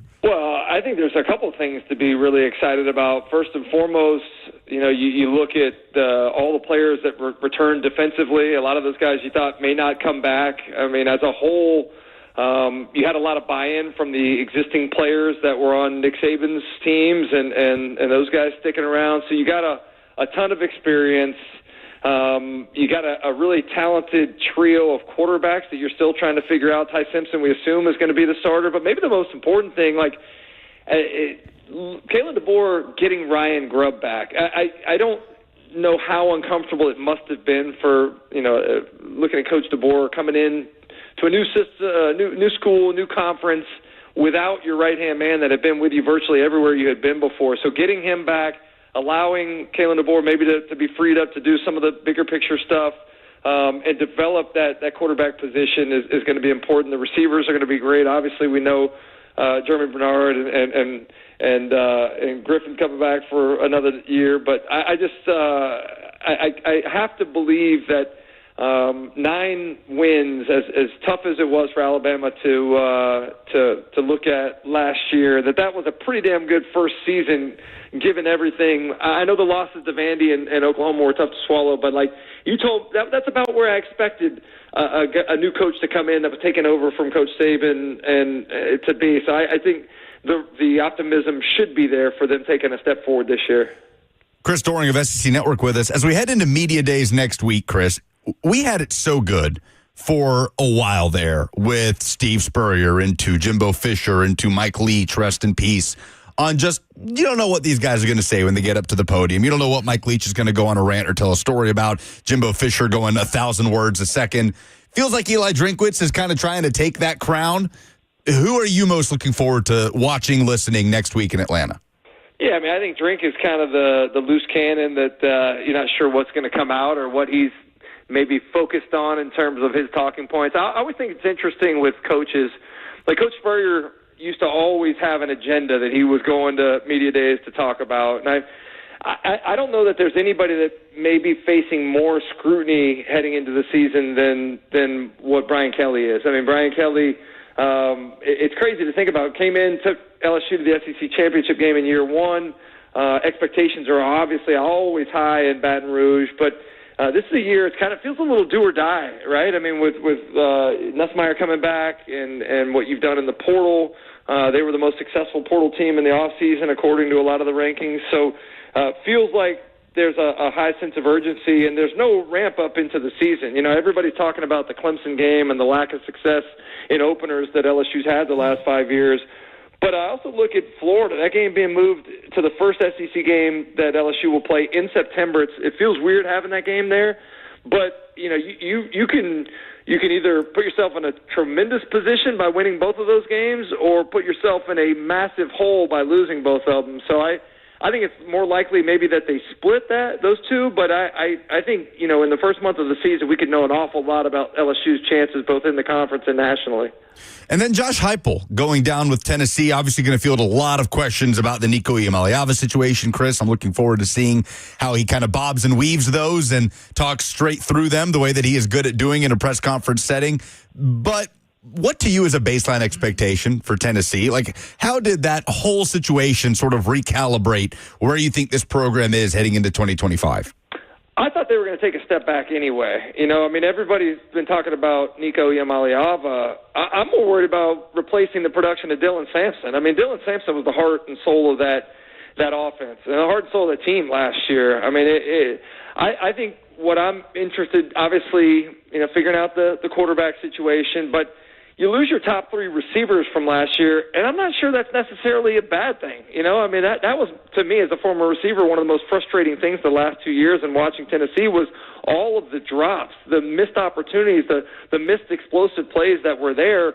And I go back, I can't really name a game that Nico won for Tennessee last year. They won it because of Dylan Sampson running the football and playing great defense. And I know you lose a couple pieces on the defensive side, including James Pierce Jr., but I'm actually optimistic that they'll be able to replace his production and that they're not going to have much of a drop-off on that side. So just figure out a way to run the ball again, have a quarterback that can distribute the football, and let's have guys that can catch it on the other end. I think you're actually probably in a better spot than you were last year with Nico and those 3 receivers. I love that you brought that up, though, Chris, because like when I think about games that they needed Nico to win last year, that the run game wasn't operating at its highest level or the defense had accounted for it. Like I think of Arkansas, on the road at Arkansas. Just complete a dig route over the middle of the field. Throw it anywhere where it's catchable. Like there were multiple plays that he could have made in that second half, and they iced that game. Yeah, I like it. It stands out so clearly and obviously now after the fact. But I think, and I'm sure you were able to identify that in real time. But around here we're just trying to figure out. All right, can they still make the college football playoff? Are they still good enough? Does Nico still have it? Did he just have a bad game? Whatever the case may be. And then after the fact, you go and look back at it, and you're like, oh well, they shut down the one thing that Tennessee was leaning on the most, and then the quarterback that they were relying upon just didn't necessarily deliver in those spots where you would like for a guy to deliver. Yeah, no, I think you're exactly right, and I know the bar was set extremely high. That's a lot of pressure with Nico coming out, and the reports about how much he was being paid right out of high school, and how you're supposed to be the new savior. I mean, it's an offense that's very quarterback friendly, very very passer friendly, being able to put up big numbers. Like you've seen it at its best. I don't think it takes. Hendon Hooker wasn't thought of as this, highly recruited guy when he came over from Virginia Tech. Just do what you're supposed to do. Make the right reads, deliver the football accuracy, and then have receivers that catch the ball. So I don't think they're in a terrible spot, honestly, as it relates to the quarterback spot and the passing game in general. What's the most important game on Florida's schedule for them to win this year? We did this exercise with Tennessee earlier in the week. I wonder how you make of it, or what you make of it, given Florida's unique spot this year. Well, let me say this. The schedule, I like it much better than last year. And there are a lot of the same teams, but you don't start with Miami in the opener. You get LIU at home. You get the ramp-up game. You get a talented USF team that comes to town in week 2, and then you get LSU. But that run, I don't know if there's a more brutal 4-game stretch in the country than what Florida will play, going to Baton Rouge, going to Miami to play the Canes, coming home to play Texas, and then going to College Station to play A&M. I mean, that's going to be a very defining point in the year for Florida. I honestly believe that, you look at Texas like that should be a game at home that you should probably be able to get. I mean, Florida played really well down the stretch last year with wins at home against LSU and Ole Miss. I think that's kind of the game that a lot of the fans are pointing to, and it's in the middle of that stretch that we talked about. You're coming off a bye week at least, so I think that helps, but that's the one. I mean, you can either point – there's so many of them, but you could point to that one or Georgia, I think, as being games that would really plant the flag for Billy Napier that they're a legit competitor in the SEC. He's Chris Doering of the SEC Network. You can also catch him on Sirius XM. Going to be a big week for everybody involved with college football and the SEC next week with the return of SEC Media Days. Buddy, it's good to catch up with you. Hope everything is going well and have a great time next week. Yeah, thanks for having me, guys. Looking forward to talking soon. Thanks, Chris. That's Chris Doering hanging out there with us. All right, we've got last call for phone calls for the week before we send Lucas away internationally and me and Robert begin our journey. I mean... You didn't have to woohoo. Have you ever been around somebody who could not wait to get away from you fast enough? Yes. Every weekend I hang out with you. It's not you. It's me. It's not what I'm excited to leave. It's what I'm excited to get to. Yes. I'm sure many, many people have been delivered that same message in the middle of breakups and have handled it just fine. I will be just fine with you leaving if while you're down there you will put in a good word with all of the single Brazilian women. Let them know that you have a smart, attractive, handsome, muscular, tall, dignified, philanthropy. And what about you? No, he was talking about himself. I'm Buck Rising.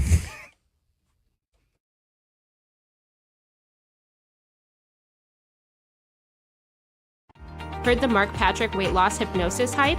Well, I attended because my father stopped smoking. I lost 70 pounds and my friend lost 20 pounds in the first 2 months. Wow, what are you waiting for? Join Mark Patrick seminars and lose the weight or stop smoking guaranteed for only $49.99.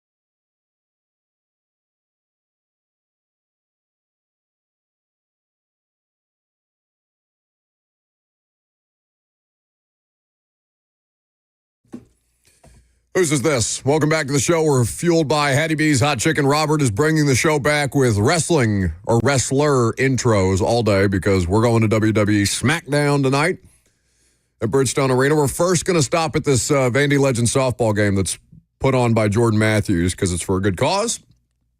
And also, just happens to be within proximity of Bridgestone Arena. Then we can scuttle on down and Robert can show me a whole brave new world that I am completely unfamiliar with. Hopefully there is a raffle tonight. I'm a raffle hound. Yeah, raffle. At the Vandy thing. Yes. Thrift store, antique store. That's Robert's bag. Card shop. I'm going to an antique store today to pick up a couple of chairs. Would you like to go? Are these the chairs that you're going to pay $800 per for? No, they're, I think, closer to $1,200. That's a fine. That's got to be. He asked. Oh, money that could go to the less fortunate, but I know you don't. You're going to give one of those chairs to the kids. This is Are you going to give those chairs you have to the no kids? interest in helping those This is people. like when you hear somebody say something racist and they go, "No, I have black friends." I was like, "I give to charities. I give to charities." Oh, sure. Who did that bump? We just came back. Let me guess. That's for Roman Reigns, The Undertaker, Keep going. The Great Destroyer. What? It's not a person. You know what? That's a pretty good guess, though. It was the doctor of thugonomics. That was John Cena during his the early original. heel run. Oh, it was also John Cena? Yeah, That dude, was a John's trick. got some bangers. He wrote all of these. He actually had, I got to look it up. That The Time Is Now actually ended up being a platinum album that came out right after he won the WWE title from, who the hell did I beat? I should have my wrestler card taken. Edge. No. You have known literally every bit of wrestling trivia across like 3 decades today. It was JBL. He beat Big Show at his first WrestleMania for the United States title, and then his next WrestleMania, he beat JBL for the WWE title. I got it. Card back reenacted. Whether fighting or spitting, my discipline is unforgiving. Got you backing up in the defensive position. It's ass-kicking anthem. Heavyweight up anthem. I've never seen Robert so excited. I am so excited. I think this is the only genuinely nice thing I've ever done. Literally like a kid in a candy shop. Probably. It's the only time I'll ever do something nice for you. I was so drunk one night. Not drunk. When you told me I was probably, you loved me? No, I don't remember any of that. Yeah, I know. Your eyes were going 3 different directions. I didn't have my phone was dead. I didn't have anywhere to go. And I was like, it's okay, buddy. I just sleep with you. I just sleep at your house. And he was like, no, you won't. And he called me an Uber. That was the nicest thing you had done for me before today. You packed a like a going away bag. You're not staying at my house. An overnight bag for tonight. 0% chance. What happens if we get sweaty at the Vanderbilt thing? We have to change. I will Uber you away again. You are not staying at my house. We're going to do WWE. We're going to go to the after party. And then we're going to go back to your house, play. I brought my PlayStation 2. We're going to play Raw vs. SmackDown 2004 on your hardwood floor. We're going to interlock toes. You are not allowed in my house after the sun goes down. I think that's just the general hurtful. rule. That's just hurtful. I have a key. To your house. Do you still? Yeah. Do you think I was going to give it back? You never know when I'm going to need something from your closet. Knocktrop says on the F&M Bank chat that John Cena will not be there tonight. He's apparently filming a movie. All right, so who's so now that we know that John Cena won't be there, who would you be most excited to see that could potentially be there? Give me a name. Somebody that would tickle me? I've never seen Gunther live, so seeing Gunther would be cool. No, wait, will Sheamus be a part of this? Sheamus could potentially be there. I think he's on. I'm terrible with the rosters now with the roster split, but I think he's on Raw, but I'm not sure. And Raw is what? Raw is the different? Monday. Raw is. Oh, okay. Raw is technically the longest running weekly episodic show in television history. How long? Since like 1990. That's crazy. Or somewhere in it has there. to be longer than that. The Simpsons has been on longer. But than not that. episodically, not weekly. They take breaks. Yeah. Raw has never like taken between a break. seasons, The Simpsons will take a break. And sometimes Raw was on Spike, and it would be, but it has always been on Monday. What about your beloved Trish Stratus? Ooh. Did I say that right? If she's there, yes. And she is actually she might be there tonight because they are going to promote Evolution. Wasn't Trish Stratus like selling a book or something like that you got an email about? That Tiffany Stratton, the woman that I'm going to put you on with tonight, was trying to come do the show. And Robert is a wingman. And you I am an exceptional. Consider me. No, I've seen your work. Goose. You should call me Goose. That's the level of wingman that I am. Isn't he the one that dies? Yes, I'm willing to die so my friend can land the plane. I've just said it outright. They had to eject from that plane. R.I.P. I'm done. I'm not going to say anything else. Shut up. Darrington is next. What's there up? Won't be no Sheamus. There won't be no Sheamus tonight, more than likely. You will get some Drew McIntyre tonight. So, you know what I'm saying? You can get a little psychopath. Unfortunately, Gunther probably not. He's probably already in Atlanta unless you get a little dark match. Hey, if you're talking about hooking him up with Tiffany, I hope you watch out for Kaiser. Buck, I got a question for you. Oh, really? Hey, Buck, why did you get into sports? Because I like good dinner reservations. It doesn't matter why you got into sports. And that's the bottom line, because one of your friends done told you so. And also remember this, and I'm going to leave y'all this. Hey, Luke, make sure you have a good time. But remember this, one word, 4 letters, yeet. Yeet. Darrington, a wrestling fan. He could have been speaking a foreign language. There is literally a language barrier between me and wrestling fans. So that's the Stone Cold thing. Why'd you do X, Y, and Z? And then he interrupts you and says, that's... No, well, that's The Rock. The Rock would be and what is your name? Interviewing The Rock back here. And Lillian Garcia would be like, I'm Lillian. It doesn't matter what your name is, Lillian. Do you like pie? And then he did the Stone Cold thing. Okay, that's fun. I wish we had a wrestler poll open. I tried to make a Macho Man and you were like, no, I don't care. I don't care about wrestling. I wasn't even here. Yes, I put the polls in. I texted you the polls this morning, and I said I'd be there at 9:50. Why I'm talking about a poll open. You can just make it. You just make it. Yeah, but then he doesn't have me to blame when he doesn't want to do more work. That's true. I know, but the reason should never be like Buck didn't want it. I love that you have installed what's he going to do? meme. Go back there and just delete it? Yeah, that's true. Like I have any idea how like he has any power works. over the situation. Buddy, it's taken me 5 years to figure out when I have a live read, and those things are color-coded for me. I love how free Lucas is when he knows he's not going to have to see any of us for a week. He's like, who gives a crap? Just do it. Just do it. What's he going to do? Just when quit. he is the Just least, quit. Who cares? he is the least, just do it among us. Under any other circumstance. I'm telling you, this man put this palm tree shirt on today and said, I don't give a bleep. I'm actively telling you I don't want to be here, and you are just between me and a drive to Atlanta and a flight to Brazil or whatever the hell it is. I think it's been a great show. A flight to Atlanta and a drive to Brazil. It's because you've been sitting there looking at the weather forecast in Brazil the entire show. Oh, good. It's 72 now. Remember what Evan Silva said on the show? Who? I don't listen to that crap. He just listens to Bad Bunny. Play the poll so we can get out of here. Yeah. Bad Bunny.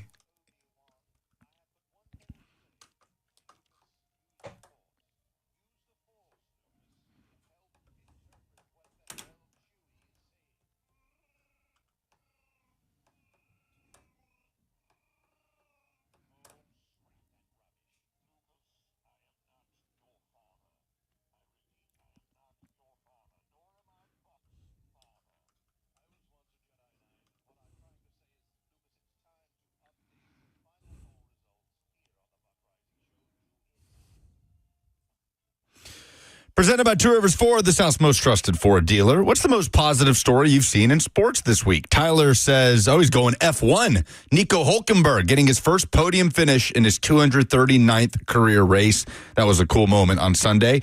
Karen Reeves is going Hani Mukhtar in Nashville SC. Mr. Donkey says that we can relax and let the Braves go, like releasing doves at a wedding. That's a pretty good one.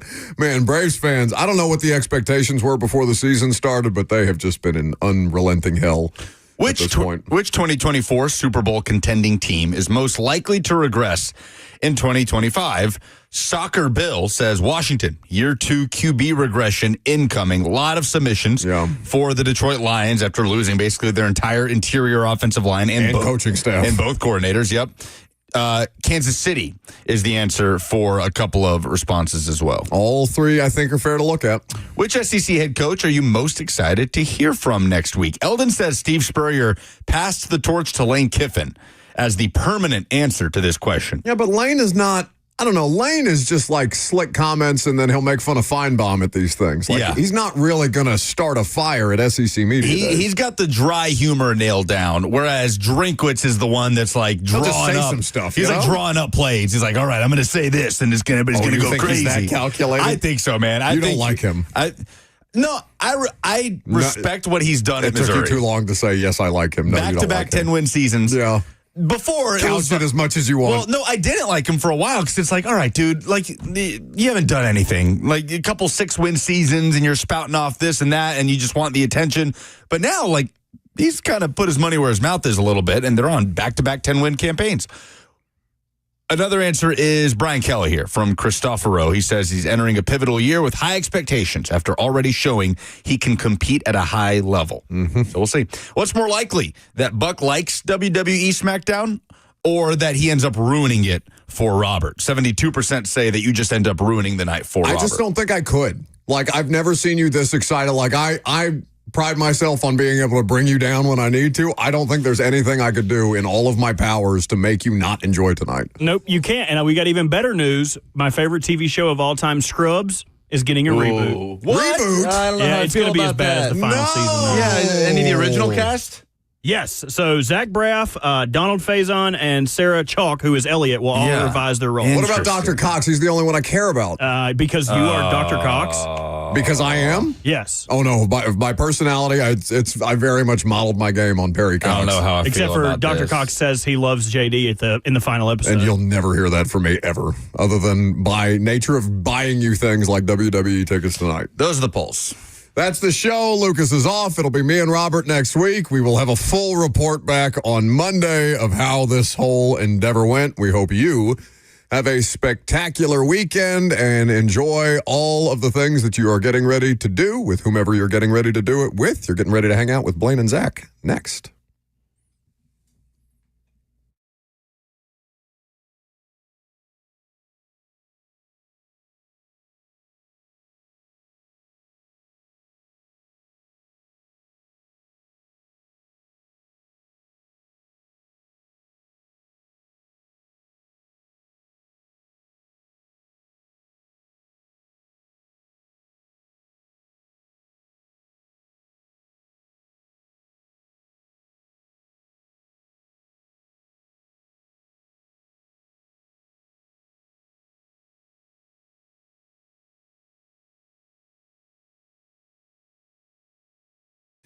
Introducing Premier Generators, now in Nashville, the largest certified Generac dealer in Tennessee. When power outages strike, protect your family with a top-tier generator solution. Expertly installed by local specialists, Premier Generators dedicates itself solely to generators, offering unmatched expertise, plus enjoy the peace of mind with an extended 10-year warranty. Don't wait for the next storm. They pop up more and more these days. Schedule your consultation today. Make sure you're prepared. Visit premiergenerators.com. That's premiergenerators.com. Be prepared and choose Premier Generators for reliable power solutions. Their number, if you would like to contact them that way, is 1-855-797-4766.